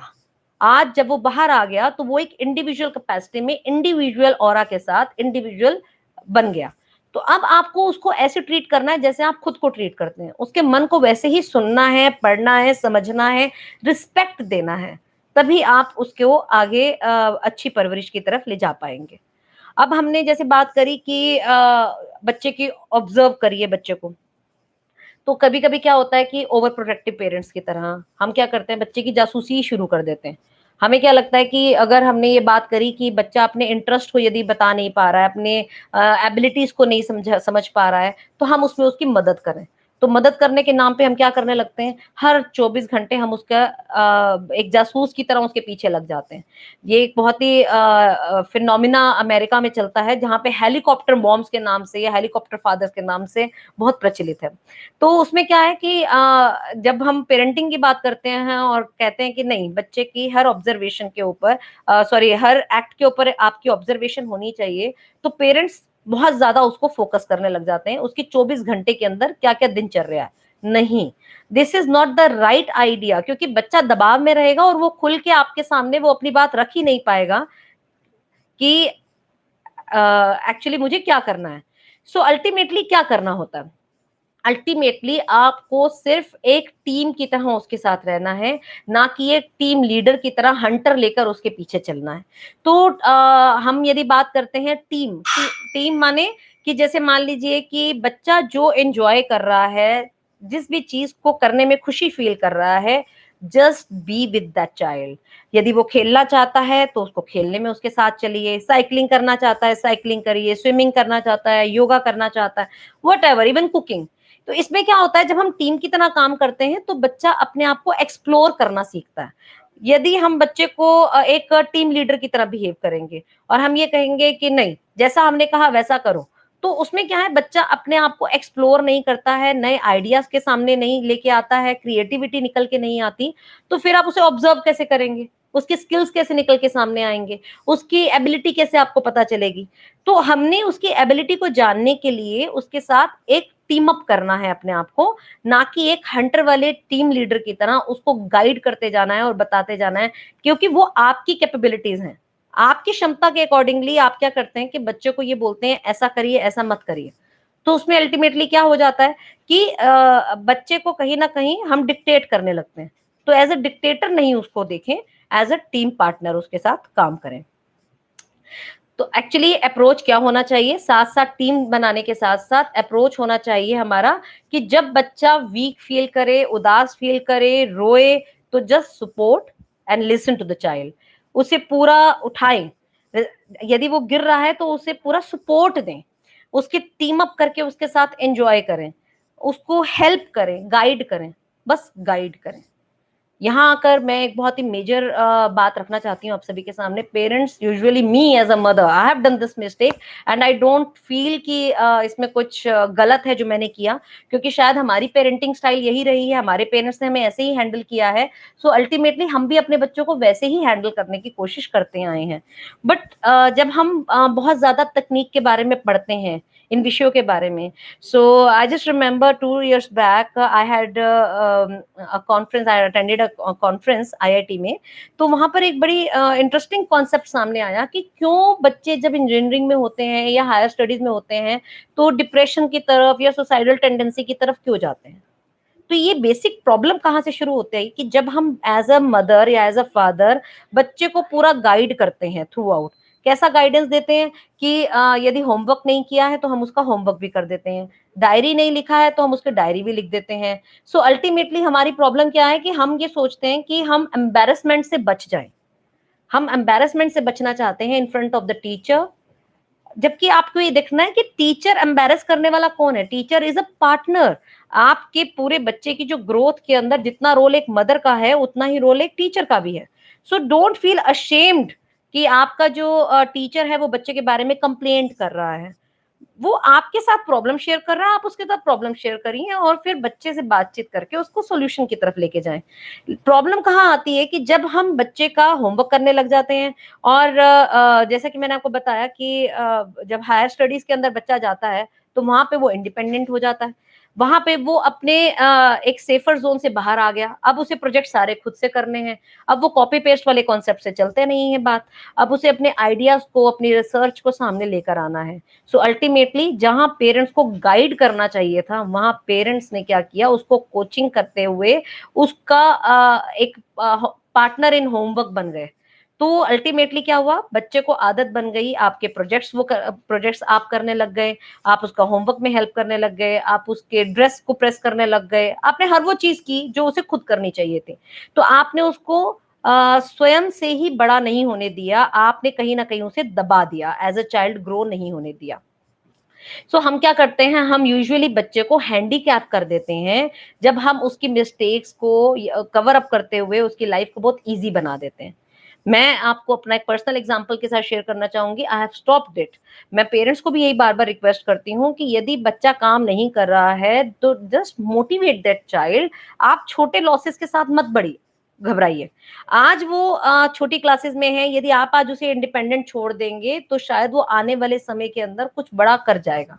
यदि हम बड़ी क्लासेस तक उसे हैंडीकैप बनाते जाएंगे तो हम कहीं ना कहीं उसको लाइफ को इजी उस समय के लिए कर रहे हैं, बट अल्टीमेटली जब फ्यूचर बैटल्स उसे लड़नी होंगी, जब उसे आप देखिए जॉब्स के अंदर बच्चे क्यों इतना डिप्रेस हो जाते हैं, क्योंकि इवन हम करियर की बात छोड़ें, हम नॉर्मल जॉब के अंदर जो एक असाइनमेंट बेस्ड जॉब होती है वहां पे भी बच्चे डिप्रेस हो जाते हैं, खुश क्यों नहीं होते हैं, क्यों? क्योंकि हमें पूरे जीवन में अपने आदत होती है हमारे काम किसी और की हेल्प से करने की, और वहां पे अपना काम खुद से करना होता है। सो अल्टीमेटली हम कहीं ना कहीं बच्चे को हैंडीकैप बनाते हैं उसके कामों को साथ में करके, और उसे उस सेफर जोन में रख के जहां पे वो कहीं ना कहीं शील्ड लेता है आपसे। सो इसके साथ साथ मैं ये भी कहना चाहूंगी कि अपनी नेक्स्ट स्लाइड के थ्रू, कि जब हम बच्चे को बहुत ज्यादा ऊंची उड़ानों में डाल देते हैं, वो भी हम गलत करते हैं, कि हमें उसे रियलिटी पे, जो ग्राउंड पे रहने की आदत डालनी चाहिए। बच्चे की हैबिट ये नहीं होनी चाहिए कि सडनली कोई प्रेशर देखकर या फिर कोई नेगेटिव कमेंट सुनकर या रिजेक्शन को सुनकर बच्चे यूजुअली डिप्रेस हो जाते हैं। क्यों? क्योंकि हमने उसे आदत डाली that you are wonderful, you are amazing. नहीं, आप उसे रियलिटी में रखिए। बच्चों को एक अच्छी जॉब नहीं मिल पाती, उसका सबसे बड़ा कारण ये है कि हम उसे इतना पैम्पर कर देते हैं बच्चे को, कि थ्रू आउट लाइफ बच्चे को एक अपने बारे में ना एक अलग सा इल्यूजन होता है कि मेरे से बेहतर कोई है ही नहीं। इवन अगर यदि क्लास का टॉपर भी है तो आप उसे अमेजिंग मत बोलिए, बिकॉज आप ये देखिए वो उस स्कूल के, उस क्लास का, उस सेक्शन का टॉपर है, लेकिन जब वो फील्ड में आएगा तो पूरे ऑल ओवर वर्ल्ड से लोग उसके सामने, उस रैंक के लोग खड़े होने वाले हैं। हम पेरेंट्स क्या कर देते हैं, इस तरह के बच्चों को सब्ज-बाग दिखा देते हैं कि yes you are a topper. अरे आपका बच्चा उस स्कूल का टॉपर होगा ना, लेकिन जब आप कोई नेशनल लेवल का एंट्रेंस एग्जाम देने जाएंगे तो उसके लेवल के और उससे बड़े टॉपर भी वहां हो सकते हैं। तो जब वहां रिजेक्शन वो देखेगा, लाइफ का पहला रिजेक्शन देखेगा, तो वो बिल्कुल डिप्रेस हो जाएगा। आप देखिए कितने बच्चे हमने देखे हैं इस तरह की टेंडेंसी में जाते हुए। उसका सबसे बड़ा कारण है हम बच्चे को रियलिटी से दूर रखते हैं। अभी कुछ समय पहले भी मैंने इस विषय के ऊपर बहुत लिखा कि एक्चुअली हम बच्चे को मेंटली रेडी नहीं करते हैं, उसको एक्सेप्ट करने नहीं देते हैं कि जब आप जॉब के लिए जाएंगे तो no one is there to welcome you with flowers and everything. आपसे वहां पे डेडलाइन के साथ काम मांगा जाएगा, आपको इस तरह से प्लीज करने का मौका नहीं मिलेगा। इवन मैं यहाँ एक छोटा सा सेफर जोन को लेके थोड़े दिन पहले भी एक सेशन ले रही थी, तो I just told the kids कि यदि हम बात करें कि सेफर जोन की, हम इंडिया के अंदर बहुत ही स्पेसिफिकली, मैं दिल्ली के माहौल को जानती हूँ, मैं बाकी स्टेट्स को नहीं इस तरह से कोट करूंगी, बट क्या होता है कि हम यदि कोई डेडलाइन देते हैं तो ना तो पेरेंट्स उस डेडलाइन को फॉलो करते हैं, ना ही टीचर उस डेडलाइन को फॉलो करते हैं। कि इवन आप देखें, अब एग्जाम भी दे रहे होंगे ना, तो आप टीचर को बोलेंगे सर 2 मिनट, तो वो 2 मिनट आपको दे देते हैं, बट ये हर जगह नहीं चलता है। तो जब आप इंटरनेशनल सिनेरियो की बात करते हैं, इंटरनेशनल प्रैक्टिसेस की बात करते हैं, तो deadline means deadline, Monday morning 9 o'clock assignment table पे होना चाहिए तो होना चाहिए, 9:01 पे असाइनमेंट सबमिट नहीं होगा। सो बच्चे क्या होते हैं कि मैंने देखा है कि बच्चे बाहर भी जाते हैं विदेशों में, 1 साल 2 साल रहने के बाद फिर वापस आ जाते हैं। कुछ बच्चे जो मेहनत करते हैं उस सेफर जोन को से बाहर निकलने के बाद बहुत ज्यादा चैलेंजेस के साथ उसे फेस करते हैं, तो वो सर्वाइव कर जाते हैं। परंतु मैक्सिमम स्टूडेंट्स जो होते हैं उनकी परफॉर्मेंसेस कहीं ना कहीं डाउनफॉल में चली जाती हैं। जो स्कूल में एकदम से ग्रोथ में चल रहे होते हैं वो कहीं ना कहीं डाउन होने लगते हैं बाद में। इवन हमारे लाइफस्टाइल में हमने ये चेंजेस देखे हैं, मल्टीनेशनल कंपनीज में ये फेज देखा है हमने। जितनी एनर्जी के साथ हम आगे बढ़ते हैं उतने ही ज्यादा हम नीचे एकदम से आ जाते हैं। क्यों? क्योंकि जब हमने शुरुआत करी तो हमने बहुत ही अच्छे मोटिवेशन के साथ शुरुआत करी, बट जब हम एक एक्चुअल सिनेरियो में सामने आए, दुनिया के सामने चैलेंजेस कॉम्पिटिशन्स को देखा, वहां पर आके हमें रियलाइज हुआ कि हम तो बहुत ही एक इमेजिनरी वर्ल्ड में रह रहे थे और वहां पर तो ये सब था नहीं। तो हमें देखिए, आप अकेडमिकली बहुत साउंड हो सकते हैं, आपका बच्चा अकेडमिकली बहुत साउंड हो जाएगा, टीचर्स का रिजल्ट बहुत अच्छा आ जाएगा, बट ये एक फैक्ट है जो हमें मानने की जरूरत है कि जब आप किसी कंपनी में जॉब के लिए जाएंगे या आप अपने करियर को फॉलो करते हुए आगे बढ़ेंगे तो ये नंबर्स कहलाएंगे अल्टीमेटली। देखिए, 100 मार्क्स वाले वो 10 बच्चे वहां इंटरव्यू में खड़े हो जाएंगे, बट सिलेक्शन किसका होगा? सिलेक्शन उसका होगा जिसकी पर्सनालिटी ऐसी होगी जो अपील करेगी एम्प्लॉयर को। उसको सिलेक्ट करेंगे जिसको आप जो आपकी कंपनी के लिए कुछ रिप्रेजेंट कर सके आपकी कंपनी को। वहां पे सिर्फ और सिर्फ नंबर्स के साथ सिलेक्शन नहीं होता है। सो ओवरऑल डेवलपमेंट की यहाँ पे जब हम बात करते हैं तो बच्चे को जितना अकेडमिकली साउंड होना चाहिए उतना ही ज्यादा प्रेजेंटेबल भी होना चाहिए, बात रखने लायक होना चाहिए। प्रेजेंटेबल का मतलब मैं यहाँ लुक्स की बात नहीं कर रही, presentable in terms of communication. आप अपनी बात को क्योंकि देखिए, जॉब में आपको आगे जाके सिर्फ थियोरीज एंड न्यूमेरिकल्स के साथ जीवन नहीं जीना है। वहां पर आके आपको कहीं ना कहीं एक प्रैक्टिकल लाइफ में जब आप निकलेंगे तो आपको एक हार्ड रियलिटी को फेस करना है कि मुझे अपनी कंपनी को या अपने जिस भी स्टार्टअप भी हो सकता है उसको रिप्रेजेंट करते हुए लोगों से मार्केटिंग करना है, सेल्स करना है, या लोगों से काम लेना है, एक अच्छा टीम लीडर होना। मैं यहाँ पे चाहूंगी कि एक अच्छा टीम लीडर होना भी बहुत जरूरी है। कुछ बच्चे पढ़ाई में इतने ज्यादा रेस में लग जाते हैं कि वो सबको पछाड़ना चाहते हैं। तो उस रेस में क्या होता है, आप बेटे भाग के आगे तो निकल आते हैं, लेकिन अल्टीमेटली क्या प्रॉब्लम आती है कि आपने वो रेस जीत ली लेकिन आपको टीम के साथ रहना नहीं आया। सो जब आप जॉब करेंगे या आप अपने करियर को आगे एस्टेब्लिश करेंगे तो आपको टीम के लेवल पे काम लेना नहीं आएगा। तब आपको हर किसी से आगे भागने की इच्छा रहेगी, और जो ये भागने वाला दौड़ वाला हिस्सा होता है ये आपको कहीं ना कहीं पीछे ले जाता है, आपको आगे बढ़ाने की बजाय आपको लिमिटेड कर देता है। सो अलोंग विद दैट, एक यहाँ पर बच्चों के साथ जब हम विषय लेते हैं तो रेजिलियंस की बात आती है। किसी भी चीज का हो जाना और फिर उसे भूल कर आगे बढ़ जाना उल्टा होता है। हम बच्चे के एफर्ट्स को अप्रिशिएट नहीं करते। आपने मेहनत की, चाहे आप 80% लाए, उस 80% में आपकी अपनी मेहनत है, उसके लिए बात। लेकिन जब हम बात क्या करते हैं आउटकम, आपके 90% क्यों नहीं आए, आपके 95% क्यों नहीं आए, हम ये बात करते हैं। हम ये नहीं देखते हैं कि जो 80 या 85% उसके आए हैं वो उसकी अपनी डेडिकेशन और अपनी मेहनत से आए हैं। तो यदि आप उसके सामने वो चीज रखेंगे जो अचीव नहीं कर करेगा। सो अभी हम अपने वाइंड अप कर रहे हैं, सेशन को वाइंड अप की तरफ जा रहे हैं। सो हमें ऐसी कौन सी चीजें हैं जो नहीं कि बच्चों को जब एज अ पेरेंट सबसे जो कॉमन प्रॉब्लम्स आती हैं पेरेंट्स के सामने वो होती हैं कि जब हमें बच्चे को कोई कमांड देते हैं वो कमांड बच्चा मानता नहीं है। तो हम बच्चे पे चिल्लाना आपका एटीट्यूड हो सकता है, but ultimately you are frustrated from inside. तो कहीं ना कहीं आप अंदर से या तो मोटिवेटेड नहीं है, या आपको ऐसा फील हो रहा है कि कोई हेल्पिंग हैंड नहीं है, या बच्चा मेरी बार बार कहने पे भी बात नहीं सुन रहा है। तो इसमें मैं आपको कुछ टिप्स देना चाहूंगी कि येलिंग से बचने का एक सबसे आसान तरीका क्या है कि जब हम चिल्लाते हैं ना तो शायद बचने रखनी है कि पहली चॉइस उसके सामने ये रखिए कि फॉर आप बिल्कुल रेडी हैं, आप तैयार हैं, आप निकलना चाहते हैं, बट अल्टीमेटली आप निकलने के लिए रेडी नहीं हो पा रहे हैं बिकॉज बच्चा इज नॉट रेडी, वो कहीं ना कहीं स्टक हो गया। तो आपने मी अदरवाइज मैं आपको अल्टीमेटली आपकी इसके अंदर विन विन पोजीशन है, वो आपको उठाने नहीं देगा अपने आप को और वो खुद चल पड़ेगा। Just try these small tips ऐसा यूजुअली प्रैक्टिकली करके देखा गया है। बच्चों की साइकोलॉजी के हट से बच्चे को हारा हुआ फील होता है, उसे लगता है कि कहीं ना कहीं आप जीत रहे हैं, बिकॉज यू आर रिलैक्स्ड। जो रिलैक्स रहेगा वो इस पूरे येलिंग प्रोसेस के अंदर जीत जाएगा। जो चिल्लाएगा वो कहीं ना कहीं लूज कर रहा है उस वॉर को। तो मैं पेरेंट्स से रिक्वेस्ट करूंगी कि ये एक छोटी छोटी टिप्स हैं जो अगर आपके काम आए, just try it once. Second is offer empty threats. हम क्या करते हैं कि थ्रेट्स तो दे देते हैं बच्चे को, ऐसा करोगे तो हम ऐसा कर देंगे, बट हम नहीं करते हैं। तो पनिशमेंट, मैं कॉर्पोरल पनिशमेंट्स की बात नहीं कर रही हूँ। यदि आप कोई ऐसी चीज जो अवॉइड कर सकता है बच्चा और नहीं करना चाह रहा है, तो आप उससे उस चीज के लिए कमिटमेंट लीजिए कि यदि वो एक दिन ये नहीं करेगा तो हम उससे वो चीज ले लेंगे, और वो लीजिए। हमने यहाँ पर क्या होता है कि ममता हमारे आंखों के सामने आ जाती है, या फादर पिघल जाते हैं कि नहीं कुछ नहीं होता, वो तो मान जाएगा। नहीं, आप अपने थ्रेट्स को बिल्कुल पूरी तरह से निश्चित तरीके से प्रूव करिए कि यस, अगर मैंने ये कहा है तो ये होगा, तभी आपके नेक्स्ट थ्रेट का बच्चे के ऊपर कुछ असर होगा। और मैं थ्रेट वर्ड इसलिए यूज कर रही हूँ कि उसको उस चीज के लिए कहीं ना कहीं आहट होनी चाहिए कि next time I have to pay for that. तो ये एक एज अ पेरेंट, जब ये वो टिप्स हैं जो जब हम कोशिश कर रहे हैं कि बच्चे से हम ये बात करवा लें, ये मना लें, ये बच्चे के लिए अच्छा है।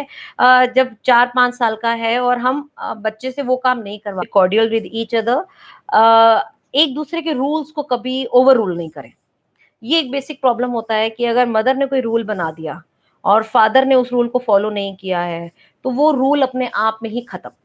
तो मुझे ध्यान है कि आज से कुछ समय पहले बाल संस्कार केंद्र का हम सेशन ले रहे थे, तो समवन जस्ट आस्क्ड मी कि मैम, अगर एक लाइफ पार्टनर तो बच्चे की वेल विशर होते हुए कुछ उसे बता रहा है या फिर एक्सपेक्ट कर रहा है कि ये होना चाहिए, और दूसरा नहीं करता है, तो ऐसे में क्या करना चाहिए उस पार्टनर को जो बच्चे का वेल विशर होते हुए बच्चे के गुडविल के लिए वो चाहता है ये काम हो जाए। So I just want to tell you, you can't change someone. हमने जैसे भी बार बार इस पूरे सेशन के दौरान हमने चर्चा की है इस विषय के ऊपर कि कोई भी ऐसा व्यक्ति नहीं है जिसको आप बदल सके, या आप उसके मन की स्थिति को या उसके स्वभाव को बदल सके, एक एडल्ट को खासकर। तो हमने यहाँ पे क्या करना है कि आपके क्षमता के अंदर जो आपके कंट्रोल में चीजें हैं, आप पहले उसको बदलने की कोशिश करें। Don't try to change someone else जो नहीं हो पा रहा है, क्योंकि जितना ज्यादा आप बदलने की कोशिश करेंगे, सो अल्टीमेटली क्या है, और ज्यादा फ्रैक्शंस आएंगे। फ्रैक्शन से क्या होगा, घर का माहौल खराब होगा और बच्चे उसका बेनिफिट उठाएंगे। इट वुड बी बेटर कि यदि एक व्यक्ति उसे नहीं कर रहा है, देन लीव इट। आपकी क्षमता में जितना है, आपके पावर एंड कंट्रोल में जितना है, क्या आपने अपना वो 100%, चाहे वो लिटिल बिट है, वो क्या आपने 100% दे दिया, क्या आपने कर दिया? देन द क्वेश्चन राइजेस कि आप दूसरे से एक्सपेक्ट करें, चाहे वो मदर हो चाहे वो फादर हो। बच्चे को ब्राइब करना, जैसे कि मैंने पहले आपको बताया कि हम बच्चे को कहीं ना कहीं हैंडीकैप कर देते हैं, तो ये ब्राइब उसके अंदर सबसे बड़ा प्रॉब्लम होता है कि हम एक आदत डाल देते हैं कि आप ये करोगे तो ये मिलेगा, ये करोगे तो ये मिलेगा। तो अल्टीमेटली बच्चे को क्या हो जाता है कि उसको सेल्फ मोटिवेशन मिलना बंद हो जाता है। हर चीज को वो कुछ ना कुछ आउटकम के साथ जोड़ेगा। एक तरफ से हम बच्चों को ये सिखाते हैं कि आप कर्म करें, फल की चिंता ना करें, और एक तरफ से हम बच्चे को पहले से ही फल बता के रखते हैं कि आप ये करोगे तो आपको ये मिलेगा, तो वो उससे बड़ा एक्सपेक्ट भी नहीं करेगा। तो कहीं न कहीं एक लेवल पे आके उसकी एक्सपेक्टेशन आपसे उतनी हो जाएगी कि ये तो एक चॉकलेट या एक गेम तक की बात रह जाती है। तो जिस दिन वो आपसे कुछ बहुत बड़ा माँगेगा, तो आप उस दिन उसे अगर ब्राइब करने की कोशिश करेंगे या फिर आप उसे पूरा नहीं कर पाएँगे, तो वहाँ आप फेल हो जाएँगे। सो ये एक हैबिट शुरू से ही पनपने की कोशिश करें कि बच्चे में ब्राइब की हैबिट हमने नहीं डालनी है। Next is argue about consequences. तो देखिए, जब हम बात करते हैं कि हम थ्रेट्स की बात कर रहे थे, तो थ्रेट्स के साथ कॉन्सिक्वेंसेस की बात डेफिनेटली होगी। तो हम जैसे बात कर रहे हैं कि बच्चे को आपने थ्रेट दिया, लेकिन हमने उससे 2 दिन बाद ही या 2 घंटे बाद ही हम पीछे हट गए और हमने उसको वो चीज आके लाके वापस दे दी। तो उसको पता है कि इसकी कॉन्सिक्वेंसेज मैक्सिमम इतनी है कि ये इतने घंटे की बात है और ये फिर बात दोबारा से बन जाएगी। तो कॉन्सिक्वेंसेज क्या है कि बच्चे को पता होना चाहिए कि आपकी बातचीत होनी चाहिए, बकायदा आपस में कम्युनिकेशन होना चाहिए कि अगर आप ये काम करेंगे या ये काम नहीं करेंगे तो ये इसकी कॉन्सिक्वेंसेज हो सकती हैं। तो जस्ट मेक श्योर कि आपको कॉन्सिक्वेंसेस बच्चों के साथ पहले से ही डिस्कस करनी है।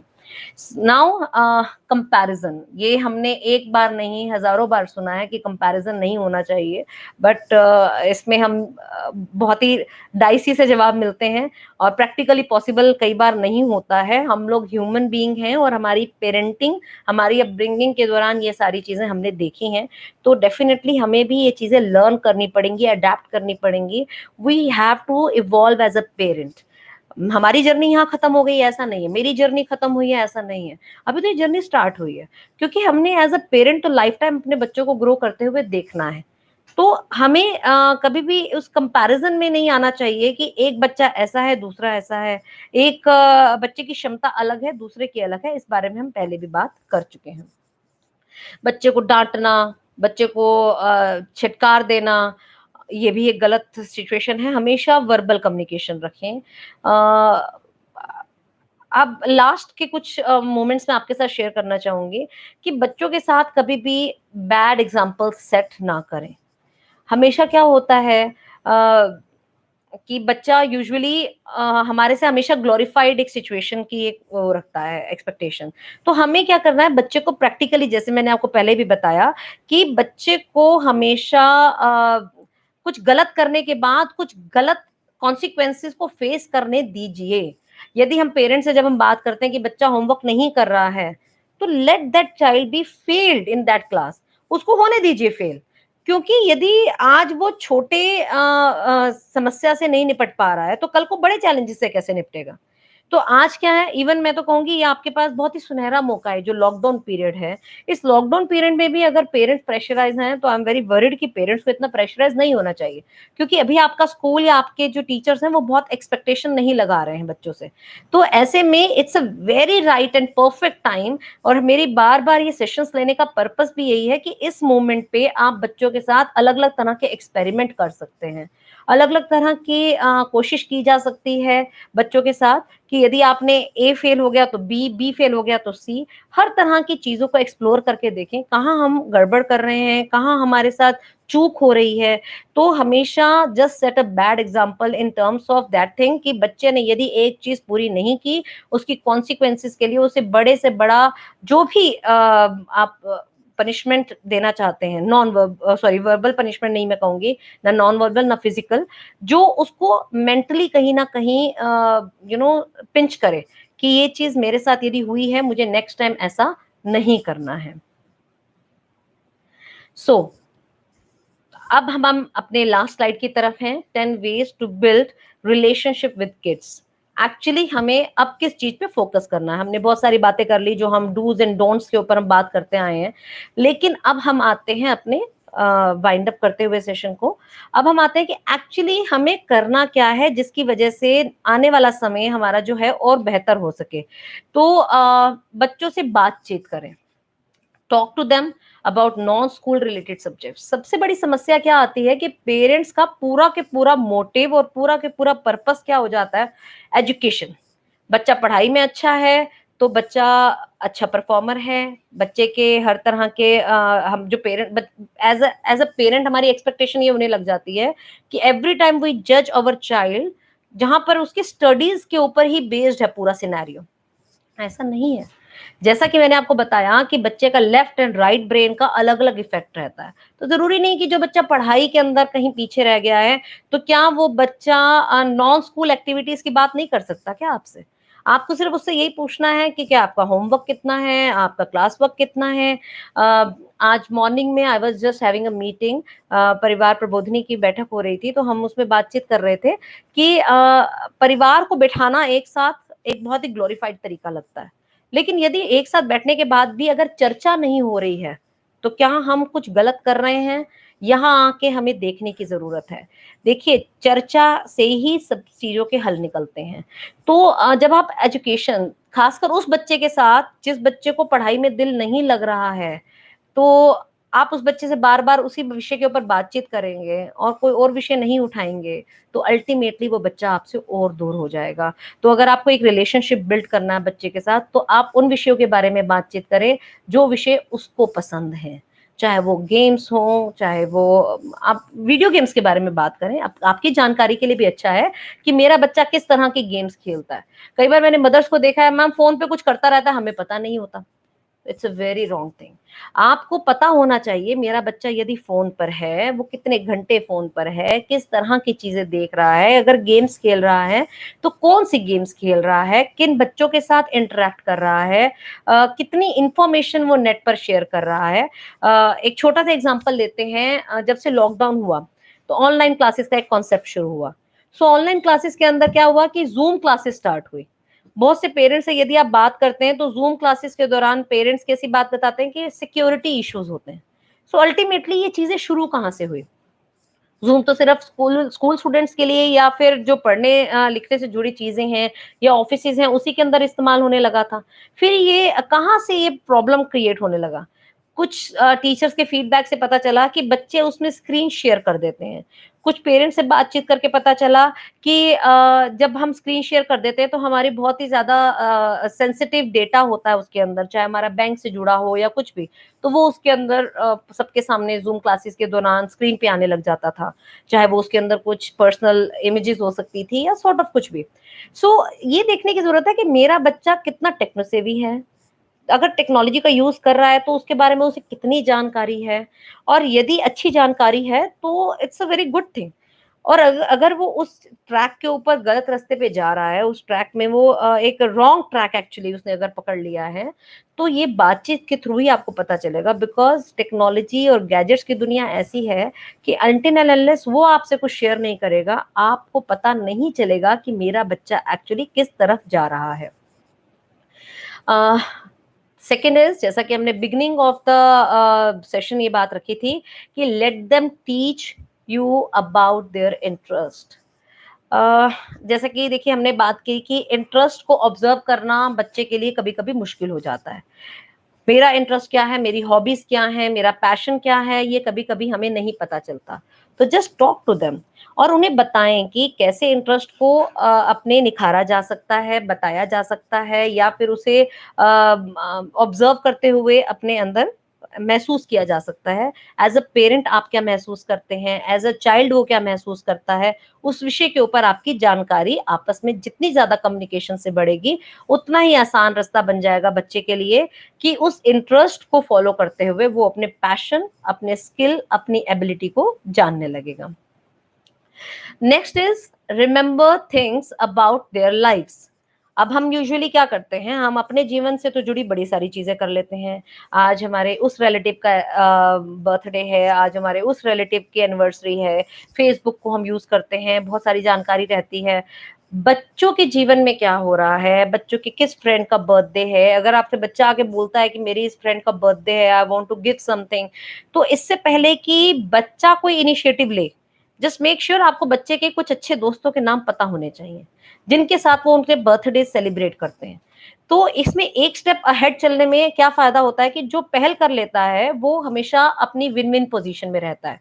तो अगर आप एक जगह लिस्टिंग कर रहे हैं अपने परिवार की कि आज इनका बर्थडे है, इनकी एनिवर्सरी है या आज इनके साथ एक विषय है जो हम लाइक गुडविल जेस्चर की तरह हमने उनके साथ सेलिब्रेट करना है फेस्टिवल, तो इन्वॉल्व देम ऑल्सो। अगर आप अपने फ्रेंड्स को इन्वॉल्व कर रहे हैं अपने फेस्टिवल्स के अंदर, तो आप अपने बच्चे के फ्रेंड्स को इन्वॉल्व क्यों नहीं कर रहे हैं?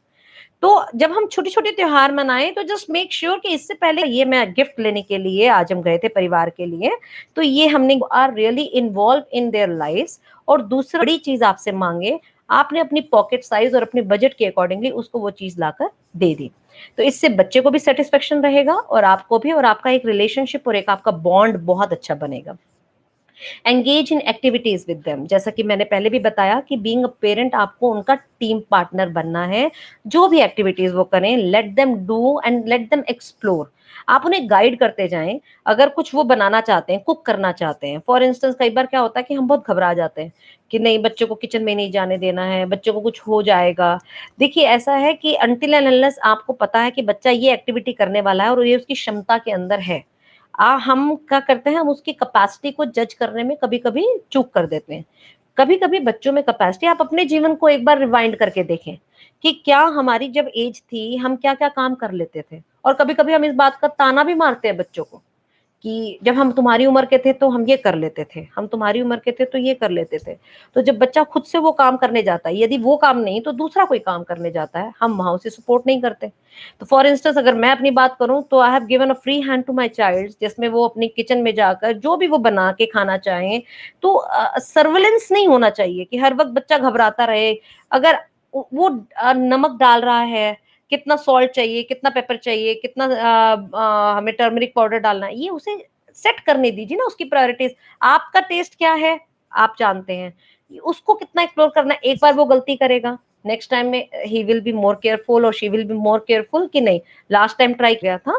तो आप जो उससे एक बड़ी चीज पा सकते हैं, आप उसे छोटे में सीमित ना करें, कि हमेशा उसे आप गाइड करें। फर्स्ट टाइम है तो डेफिनेटली गाइड देम, अपने सर्वेलेंस करते रहें, खड़े रहें, but just guide them, don't dictate them. अगर वो सॉल्ट पहले डालना नहीं चाहते हैं, वो बाद में डालना चाहते हैं, अपने आप को कुछ और तरह से निखार पाएंगे। Six point is tell hilarious and even embarrassing stories. जैसा कि मैं बहुत ज्यादा फॉलो करती हूँ और इवन मैंने अपने फ्रेंड सर्कल में भी देखा है, बहुत लोगों से बातचीत होती है कि अपने बच्चों से शर्मिंदगी वाली बातें छुपाने का कोई फायदा नहीं है, because ultimately they know your personality and they can जज यू। तो क्या होता है कई बार हमारे अपने जीवन में बीती हुई कुछ स्टोरीज होती हैं, जिनको जानने के बाद बच्चा उससे भी एक लर्निंग पैटर्न की तरफ जाता है। यदि मान लीजिए फॉर इंस्टेंस कि बीइंग अ गर्ल, मदर्स के साथ बहुत ज्यादा ऐसा हुआ होगा, बीइंग अ गर्ल आपने कभी कोई ऐसी एम्बेरसमेंट झेली हो जहां पर किसी ने आपके साथ मिसबिहेव किया हो। I must tell you this thing कि यहाँ पर बात हिलेरियस की हो रही है, एम्बेरसिंग की हो रही है, बट ये एक बहुत ही मैं सेंसिटिव इशू यहाँ पे रेज करने वाली हूँ। Most of the girls they have gone through with this process, और जीवन काल में अलग अलग तरह के अप्स एंड डाउन्स आते हैं। कभी कभी ऐसा भी हो जाता है कि हम सड़क पे चलते थे बीइंग अ गर्ल, तो कोई मिसबिहेव कर देता है। तो इस तरह की बातें अपने बेटे को खासकर जरूर बताएं। They should know the pain, क्या स्ट्रगल पीरियड आपने बिताया है, because they are having a different bond with you. वो आपकी पेन को रियलाइज कर पाते हैं, वो आपके साथ उनका एक कनेक्शन है, एक दिल से कनेक्शन है। तो यदि आपके साथ कुछ गलत हुआ है एंड आप उन्हें बताएंगे, बेटा at that particular point of time ना आई फेल्ट वेरी बैड, मुझे बहुत बुरा लगा कि उस लड़के ने मेरे साथ बदतमीजी करी थी, I was in that standard, I was in college and all. आप बच्चे के साथ जरूर शेयर करेंगे ना, तो next time the boy will definitely, your son will definitely going to make up his mind कि मुझे किसी और लड़की को इस तरह से मिसबिहेव नहीं करना है। या फिर आप हिलेरियस की और एम्बैरेसिंग की सिचुएशन हम जो बात कर रहे हैं, कि आप बच्चे से एक खुल के अपने दिल की जो भी बात है, आप उसमें घबराइए मत कि आपको बच्चे के साथ बच्चा बनना पड़ेगा, that's it. Don't expect them कि वो आपके साथ एज अ पेरेंट पेरेंट की तरह बिहेव करें। They are the child. अब वो बच्चे हैं तो बच्चे की तरह ही बिहेव करेंगे, और आप पेरेंट है तो पेरेंट की तरह ही बिहेव करेंगे। ऐसा कोई कहीं किसी बुक में नहीं मेंशन है। आप अपनी पर्सनालिटी का, जैसा मैं इसमें एक छोटी सी बात और जोड़ना चाहूंगी। कुछ दिन पहले मैं एक सेशन में थी, I was learning actually something. तो वहां पर मुझे एक बड़ी एक इंटरेस्टिंग फैक्ट पता चली। I am not from a psychology background, ये तो मैं अपनी जो एक्सपीरियंसेस हैं, लाइफ टाइम एक्सपीरियंसेस हैं, जो लर्निंग्स में साथ साथ लेती हूँ पेरेंट्स के साथ इंटरेक्ट करने के बाद, मैं वो आपके साथ शेयर कर रही हूँ। So I just got to know कि हमारे अपनी पर्सनल पर्सनालिटी के अंदर भी तीन तरह के आयाम होते हैं। हर व्यक्ति में एक बच्चा भी होता है, एक एडल्ट भी होता है, और एक पेरेंट भी होता है। तो फ्री चाइल्ड क्या होता है, बच्चा, जब हम बात करते हैं चाइल्ड की, तो वो बिल्कुल फ्री होता है, किसी एक्सपेक्टेशन से दूर, किसी एम्बैरेसमेंट से दूर। उसे सिर्फ एक एंजॉयमेंट वाला लाइफ चाहिए होता है, कोई रिस्पॉन्सिबिलिटीज नहीं होती हैं, और बिना सोचे समझे काम कर देना। जब हम बच्चे को कुछ गलत कर देता तो हम बोलते हैं कि अब तुम बच्चे नहीं रह गए हो, अब अपनी जिम्मेदारी समझो। तो कहीं ना कहीं we are having this state of mind कि बच्चा बिना कुछ सोचे समझे आगे बढ़ जाता है, वो आउटपुट के ऊपर इतना फोकस नहीं करता है। So when we talk about adults, तो एडल्ट्स क्या करते हैं, एडल्ट्स हर चीज सोच के करते हैं, थॉट प्रोसेस पूरा यूज करते हैं। तो कहीं ना कहीं हम विषय की पूरी गंभीरता को समझते हुए रिएक्ट करते हैं, काम डाउन रहते हैं सिचुएशंस के अंदर। But when we talk about parent, तो हम क्या करते हैं कि बिल्कुल अथॉरिटेटिव बन जाते हैं कि नहीं आपको ऐसे करना चाहिए, वैसे करना चाहिए। इवन अगर आप अपने बड़े भाई-बहनों में देखेंगे तो वो आपको ऑब्जर्व करते-करते कब उस पेरेंट को अडैप्ट कर लेते हैं, उन्हें ही नहीं पता चलता। कि जैसे आप अपने बच्चों से रिएक्ट कर रहे हैं, तो उसने ऑब्जर्व किया है ये चीज़ कि this is the right way to handle my brother और माय सिस्टर। तो अल्टीमेटली क्या है, वो आपकी तरह रिएक्ट करने लगते हैं व्हाइल हैंडलिंग देयर ब्रदर और सिस्टर। तो ये हमें समझने की ज़रूरत है कि हमारे अंदर ये तीनों चीज़ें हैं। जब हम डांस करते हैं किसी पार्टी में जाके, तो हमारे अंदर का चाइल्ड, तब हम ये नहीं सोचते कि कोई क्या सोचेगा। जब हम तब अपने अंदर के चाइल्ड को जगा सकते हैं, तो why not with our own kids? जब बच्चों की बर्थडे पार्टीज़ हों, जस्ट प्ले विद देम। उसके फ्रेंड्स आए हैं, आप उनके साथ खेलें। क्यों आपको वहाँ पे पेरेंट ही बनना है? वहाँ पे आप उनका टीम या फिर फ्रेंड क्यों नहीं बन पा रहे हैं? तो जब बच्चा मूवी देख रहा है, उसके पसंद का कार्टून देख रहा है, तो just watch cartoon movie with them. तो डोंट एक्सपेक्ट देम कि हर वक़्त वो आपके टेस्ट के अकॉर्डिंगली बढ़ेंगे। कॉम्प्रोमाइज़ करिए। कुछ समय वो आपको फॉलो करें, कुछ समय आप उनको फॉलो करें। So next over to the 7th point, share inspirational stories from your life. जैसा कि मैंने आपको बताया इससे पहले भी कि आपकी लाइफ में हर तरह के आयाम आए होंगे। उतार चढ़ाव आपने देखे होंगे, एम्बैरेसमेंट्स आपने देखी होंगी, हिलेरियस मोमेंट्स भी आए होंगे, और साथ साथ कभी कभी पेनफुल मोमेंट्स भी आए होंगे। तो अगर आप वो सब मोमेंट्स बच्चों से शेयर कर रहे हैं, स्पेसिफिकली इंस्पिरेशनल स्टोरीज, तो डेफिनेटली जैसे मैंने आपको पहले भी बताया, दैट कनेक्ट विद वर्क। वो जो फील आपके अंदर आया था उस समय पे, आप उसे बहुत अच्छे से पोर्ट्रे यदि कर पा रहे हैं बच्चों के साथ, तो वो एम्पैथी बच्चों में ज़रूर आएगी, and they will definitely going to realise that pain, that inspiration, that embarrassment, that hesitation. वो चीज़, जो हर वो फीलिंग, इवन यदि आप उनसे बात करेंगे कि मैं जब बच्चा था और मेरे पेरेंट्स मुझसे ऐसे बात करते थे, तो मुझे बहुत बुरा लगता था। तो यदि आप उनसे वो शेयर करते हैं, तो डेफिनिटली आप ये एक माइंडसेट बना के चलें कि कहीं न कहीं you are also in that position now. तो आपने वो चीज़ उनके साथ नहीं करनी है, तो these moments can help you in learning some new things. आपको पेरेंटिंग सीखने में भी हेल्प करेगा। जब हम साइकोलॉजी की बात करें, तो हम ये बात करते हैं कि हम अपनी पेरेंट्स के डे टू डे व्यवहार से ऑब्जर्व करते कब अपने अंदर पेरेंटिंग अडेप्ट कर लेते हैं, हमें नहीं पता।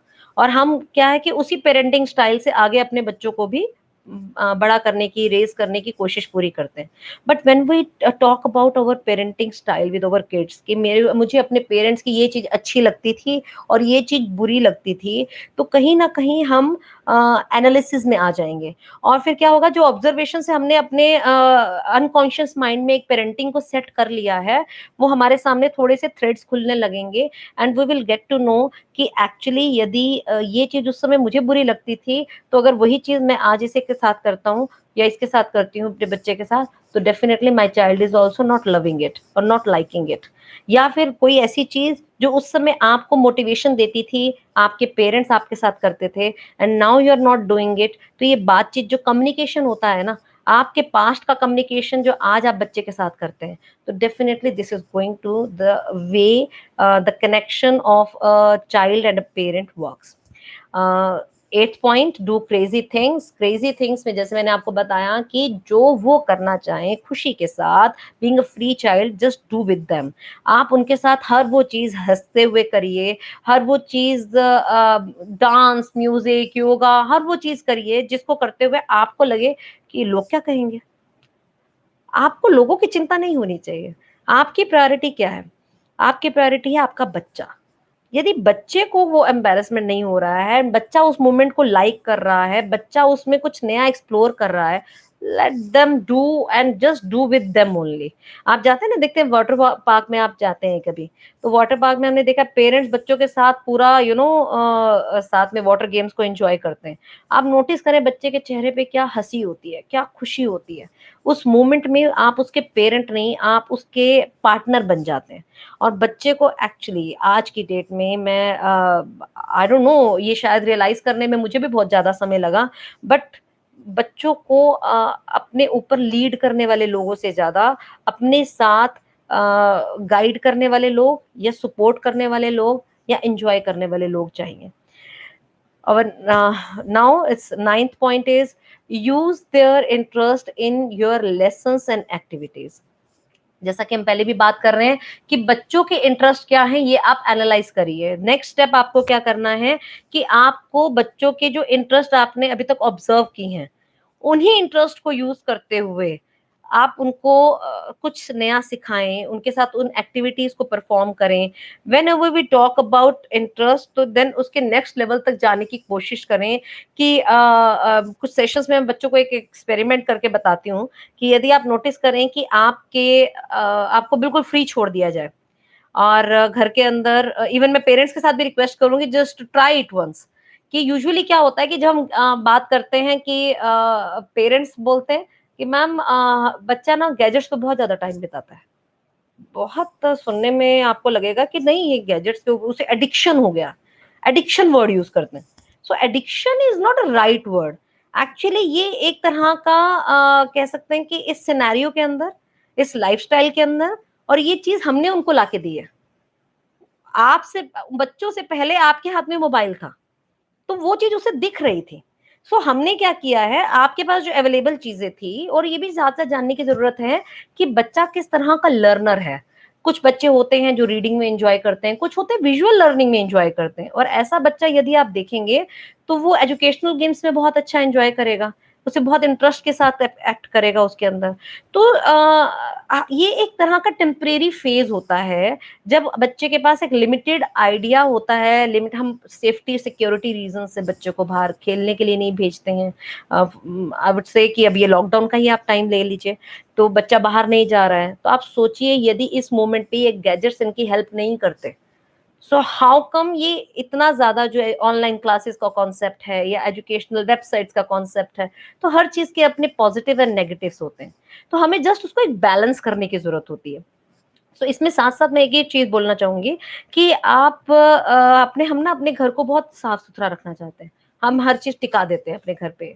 बुक्स शेल्फ के अंदर होनी चाहिए, गेम्स अलमीरा के अंदर होनी चाहिए, सब कुछ अपनी जगह पे रहे। बट एक फोन ऐसी चीज होती है ना जो हमारे बिल्कुल सामने पड़ा रहता है। सो इसमें बच्चे की गलती क्या है? इवन हम भी यदि सबसे पहली चीज कोई देखना चाहते हैं तो सबसे पहले क्या देखना चाहते हैं कि आज किसका मैसेज आया, किसका कॉल आया, क्योंकि वो हमारे पास सबसे ज्यादा कहेंगे फास्टेस्ट अवेलेबल गैजेट हमारे सामने वही है। तो मैं ये रिक्वेस्ट करूंगी पेरेंट्स से कि एक्सपेरिमेंट ये करके देखें। जस्ट पुट द थिंग्स घर में जैसे जहां पड़ी हैं, कलर्स हैं, ड्राइंग बुक्स हैं, रीडिंग के लिए बुक्स हैं, हर वो चीज जो आपको लगता है कि नहीं मुझे ये अलमारी के अंदर बच्चा एक्सप्लोर नहीं कर पाएगा, वो उसके सामने रख दीजिए। एक दिन, 2 दिन, 4 दिन, 10 दिन रहेंगी तो कभी ना कभी बच्चा उसको खोल के कोशिश करेगा। And don't force them to do that. जो वो चीज एंजॉय करता है बस उसी के ऊपर उसे करने दीजिए target. Then the last thing is apologise when you mess up. यहाँ आकर हम बीइंग अ पेरेंट बहुत गड़बड़ कर देते हैं, हमारी ईगो हमें हर्ट करती है कि कैसे हम एक छोटा सा बच्चा जिसको हमने पैदा किया, आज हम उसको सॉरी फील करवा रहे करेंगे क्या उसके सामने? Doesn't matter. जैसे मैंने आपको बार बार बताया, जस्ट मेक श्योर कि आप एक इंडिविजुअल हैं, बच्चा एक अलग सेपरेट एंटिटी है। जैसे आपको चीज बुरी लगी है, बच्चे को भी बुरी लग गई होगी। तो just if you expect them to say sorry, तो एग्जाम्पल सेट आपको करना है। So if you are going to say sorry to your child, तो वो बच्चा समझेगा कि यस, अगर गलती होती है तो सॉरी बोलना होता है। And if my parents can say me sorry, then I can also. तो ये एक बहुत ही पॉजिटिव वे में एक एक्सचेंज ऑफ कम्युनिकेशन है। We should follow it and we should pursue it. And here we are going to end our presentation with a keynote. If you don't pass your good values onto your children, someone else will with bad values will.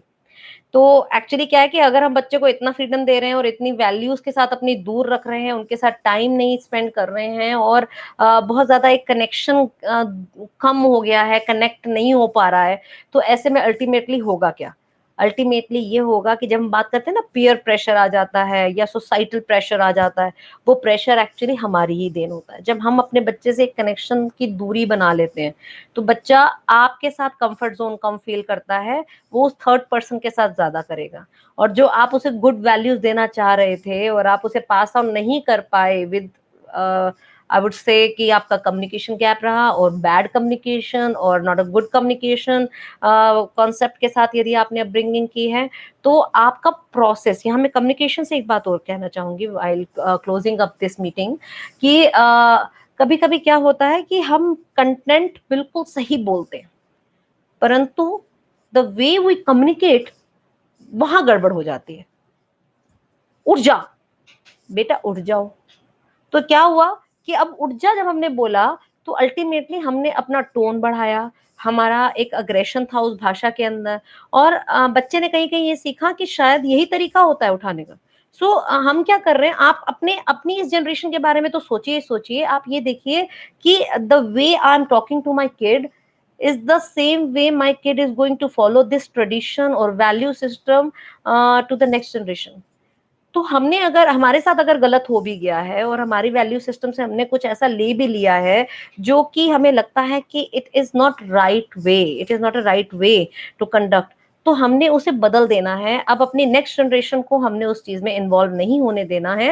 And अगर हम communication का जो process है उसको बहुत अच्छे से निभाएंगे, सो आई बिलीव, मुझे ऐसा लगता है कि हम कहीं ना कहीं अपनी विक्ट्री की तरफ जाएंगे। सो आई वुड लाइक टू से थैंक यू। और जितने भी अगर हमारे पास जो क्वेश्चंस आए हैं, I will definitely going to reply you back with a positive note, with a bright approach. And thank you for watching this webinar. बहुत ही ज्यादा इंटरेस्टिंग रहा आपके सामने अपने लाइफ एक्सपीरियंसेस को शेयर करना with with this kind of knowledge, जो कि शायद हमारे सभी के पास होती है। लेकिन जैसे मैंने आपको बताया कि काउंसलर का जो प्रोसेस है वो यही होता है, उसका जो कॉन्सेप्ट है, उसका जो एडिशन इन योर लाइफ है, वो इतना ही है कि जो आपके पास कहीं ना कहीं इंफॉर्मेशन अनकॉन्शियस माइंड में आपके पास है, उसे बस आपने पिरोते जाना है एक माला के अंदर। और वहीं आकर मैंने आपके साथ जैसे एक छोटी सी एक कोशिश की है कि हमारे सबके पास ये आइडियाज और कॉन्सेप्ट्स होते हैं, वी जस्ट नीड टू को रिलेट विद देम, एक चेन सिस्टम में उसे रखिए कि एक ये ध्यान रखें कि ये आपके पास एक घूमता हुआ सर्कल, ये वापस वहीं आएगा, लौट के वही आता है। ये चीजें आपस में सब इंटरलिंक है, बस वो एक प्रोसेस की और एक जानकारी का अभाव। मैं एक बहुत अच्छे नोट के ऊपर आपसे ये बात यहाँ पे खत्म करना चाहूंगी कि जब हम बात करते हैं पेरेंटिंग की, तो ये बार बार मैं पेरेंट्स को एक ही बात बोलती हूँ कि हम एक अच्छे बच्चे बनने की कोशिश कर सकते हैं जब हम ये चाहते हैं कि हम एज अ चाइल्ड इवॉल्व करें अपने बच्चे को। तो क्या हमें कोई गॉड गिफ्टेड कोई किसी एक फोर्स ने क्या हमें एज अ पेरेंट क्या रजिस्टर करके भेजा है कि क्या हम पेरेंट अच्छे बनेंगे ही बनेंगे?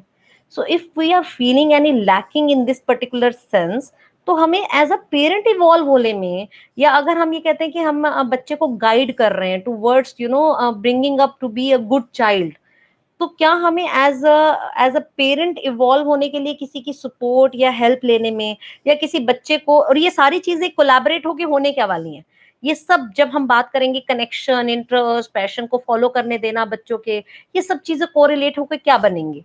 ये सब कोरिलेट होके बच्चे को एक अच्छा कॉन्फिडेंट चाइल्ड बनाएंगी, जिसमें वो बच्चा अपने पैशन को अच्छे से फॉलो करेगा। And this is going to be a very easy task for any counsellor, any career counsellor, कि वो बच्चे को, जरूरी नहीं है कि जैसे मैंने आपको बताया कि psychometric test is a very secondary thing to do. Primary क्या होता है कि बच्चे की ऑब्जर्वेशन से उसके स्किल्स, उसके जो एबिलिटी है उसको जानना, उसके वीकनेसेस और उसकी स्ट्रेंथ को जानना। पेरेंटिंग वहां कहाँ क्या रोल अदा करती है कि जब हमें एक अच्छी पेरेंटिंग मिलती है तो हमारी वीकनेसेस कम होती हैं, स्ट्रेंथ ज्यादा होती हैं। And with a good strength हम किसी भी तरह के प्रोफेशन में या किसी भी तरह के करियर फील्ड के अंदर अपने आप को आगे बढ़ाने की कोशिश कर सकते हैं। चैलेंजेस फ्यूचर में कम आते हैं, चाहे वो टीम लीड करना हो, चाहे वो लोगों से कम्युनिकेट करना हो, चाहे वो एक स्माइल के साथ अपने काम को करवाना हो, ये सब प्रैक्टिकल इश्यूज हैं। एक the way you speak, the way you represent your thoughts, your values, your ideas, ये सब चीजें बहुत ही कोलैबोरेट होती हैं when you plan a good career. So here I would like to thank you all for spending so precious time with me, your precious time with me, and thank you for having me with you. Thanks a lot.